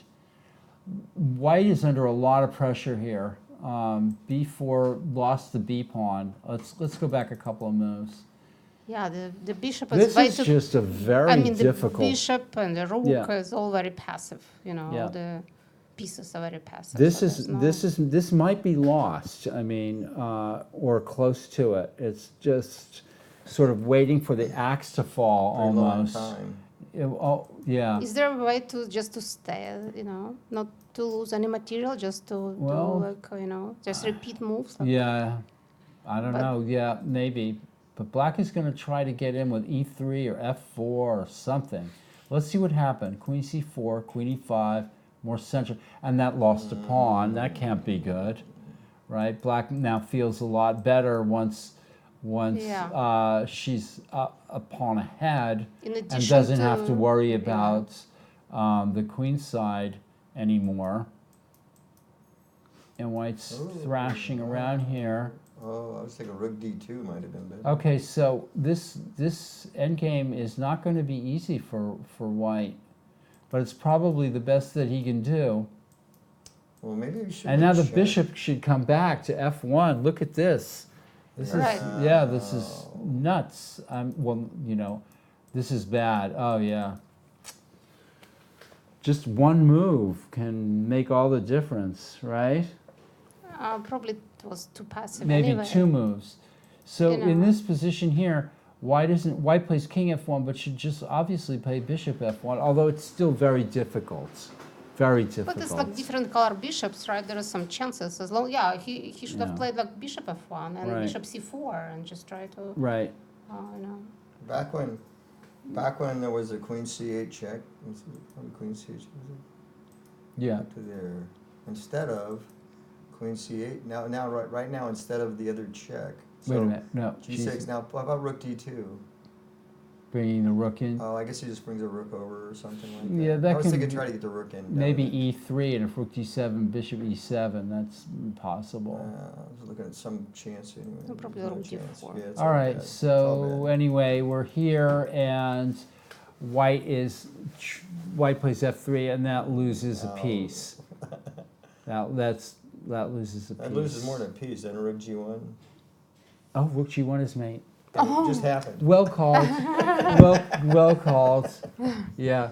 Well called. Ouch. Well, I saw the more difficult tactic, and you saw the mate and won. Very good. oh, you want to take on f3 and then g4? Look, somebody said every Ukrainian schoolgirl knows this. Is that what you said? Apparently, every Chinese girl. Right. Yeah. Now the Chinese girls. Yeah, you can see that she put her hoodie back on. So, So Yelensky, as you say, every Lion Russian is- schoolboy knows. okay, Yeah. so So we there is have only one game one left. game left, And right. that's this game. What has gone on? Amazing transition here. Oh no. Okay. Yeah. Let's see. Yeah, Let's go he- back well, a you few queen on moves. c3. Black. Okay, so White played queen f3, Black played rook f8, and after rook fb1 found this resource, queen c3. And White just went into this endgame. Why? Why? Yeah. I'm not sure. I believe it's like the missed Maybe- opportunities here because like Maybe queen e2, but then no, but now like the but what if instead of rook b1 maybe I mean you kind of want Back to make here. this move but I mean maybe it's not a good one. What if you just take knight h7? then knight e5. Knight Knight takes e5. e5. Oh, okay. Yeah. This is the problem. Knight takes e6. F takes e6. Knight, yeah, then queen h5, check the pawn on h. You get 2-3 pawns for it maybe. Yeah, but Black's playing knight takes e5 and starting to. Well, actually, instead of knight, probably bishop takes e4 first. I don't know. Could get ugly, but cut out. Yeah, Garbage. let's see what happened. I mean, after I think there has to be Queen something more c3 was a lively than that. threat, was White thought for Long almost time. 20 minutes here, And then and took it anyway. and took the But queen. maybe there is no Maybe there was no alternative. But then if queen f4, queen takes d3. Well, that's The I was trying to find a way to get that white squared check in, but it didn't matter. So if you knight play e5 takes is coming up. If you play knight e6, no, but what if like if I like if you go back, what We if, keep going. what if I will just if I do defend that? on Yeah. e5 like something like Queen queen f4. f4, right? I don't the no, what if you black play pieces. queen g? What if you play queen g4 right now? Well, the queen just went to f3. Yeah, but if so All if it goes right. to g4, Where you're it was threatening knight before. So takes right e6. here, right here, the queen went to f3. So there was a possibility of playing queen h5 or something Right, other than and here. then Or- this yeah. threat is rook b1 because there is no this But option. queen f3 is a beautiful, No. obvious, No, I mean amazing. queen h5 is winning probably Well, because the threat is now. I mean, if you Yeah. go queen h5, okay, queen. then the threat is rook b1 because it's not going to be queen c3 anymore, right? So Because, queen Right. h5. That's a very good point. What if g6? like, queen Yeah, h6. so instead of what If queen g6, g4, then queen f3 maybe.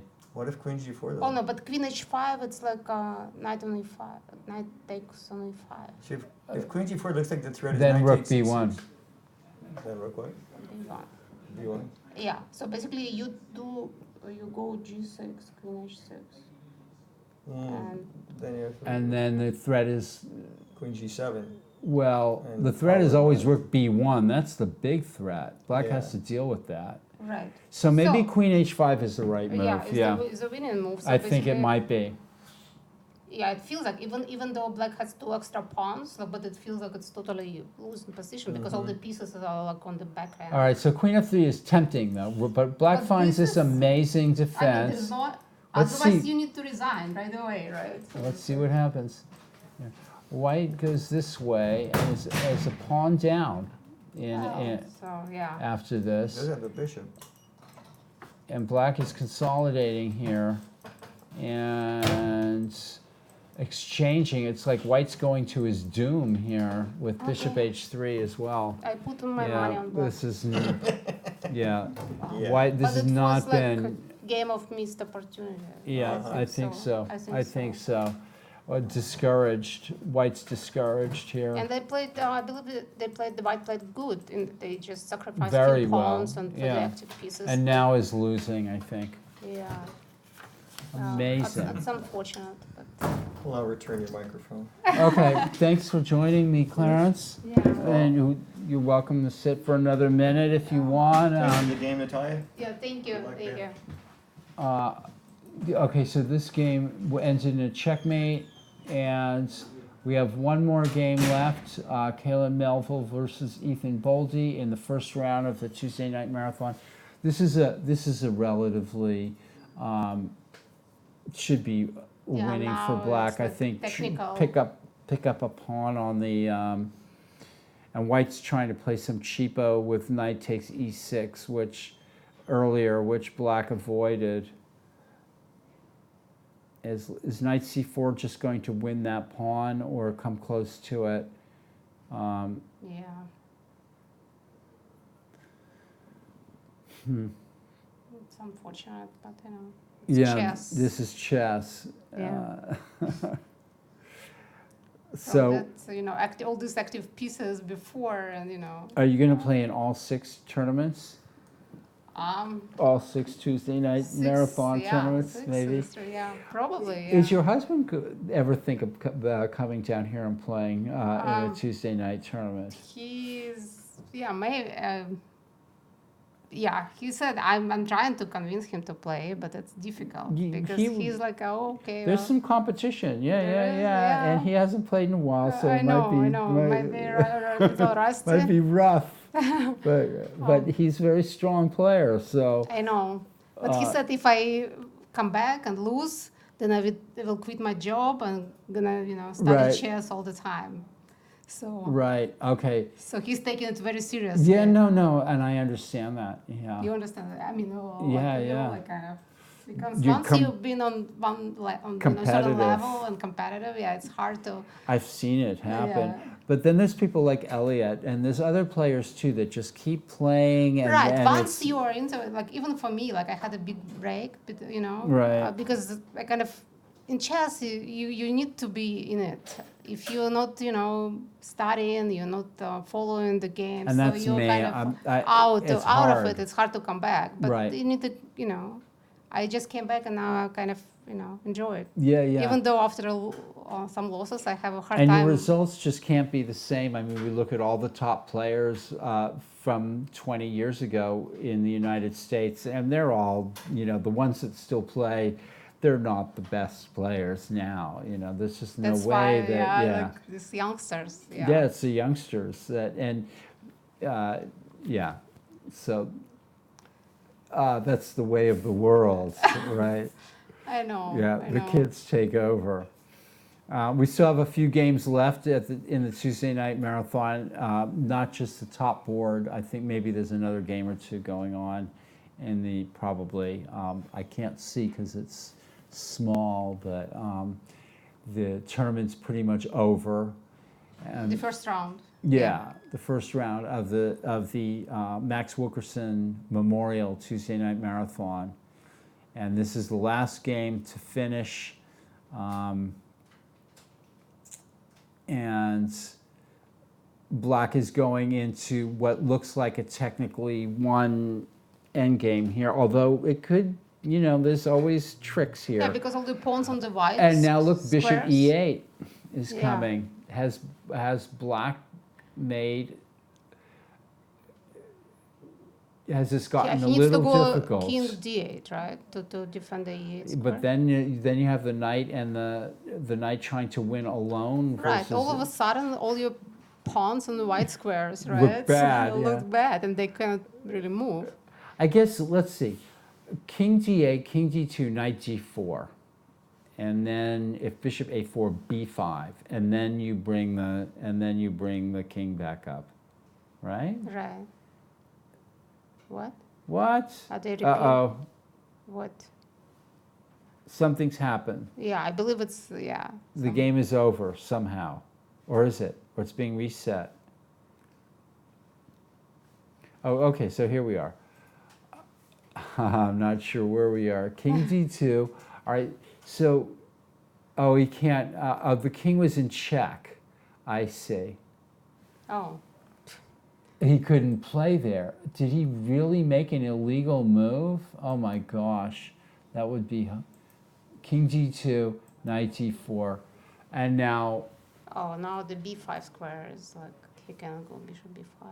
yeah, so king, But king, let's see, it's all kind of interesting. king d3. Abel is on the table. I like that. That sounds got a nice rhyme to it. Yeah.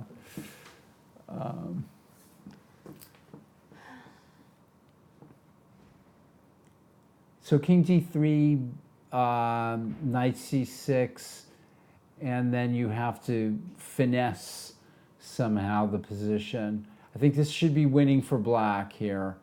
Maybe the knight could even go running in on the king side. But I'm being sloppy king in my... d3, knight c6, king c4.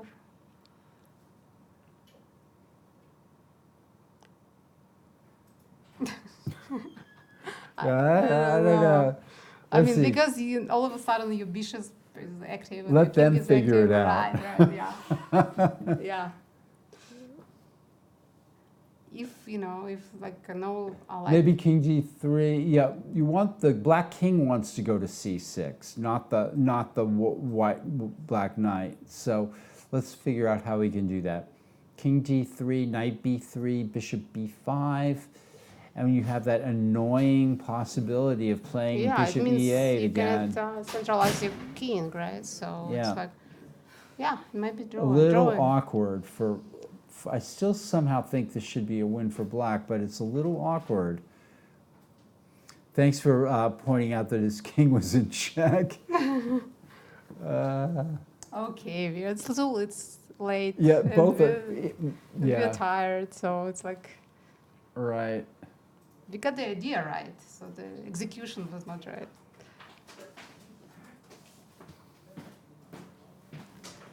So we're winding down round one here of the. And there is no like surprises, right? All the usual suspects won. What exactly is on? Oh, okay. Okay. What is it? They've made some moves. Knight f5 check. Okay, so white, I'm not sure who's done the Oh. right thing here. Oh, that's it. Ooh, that's it. Oh.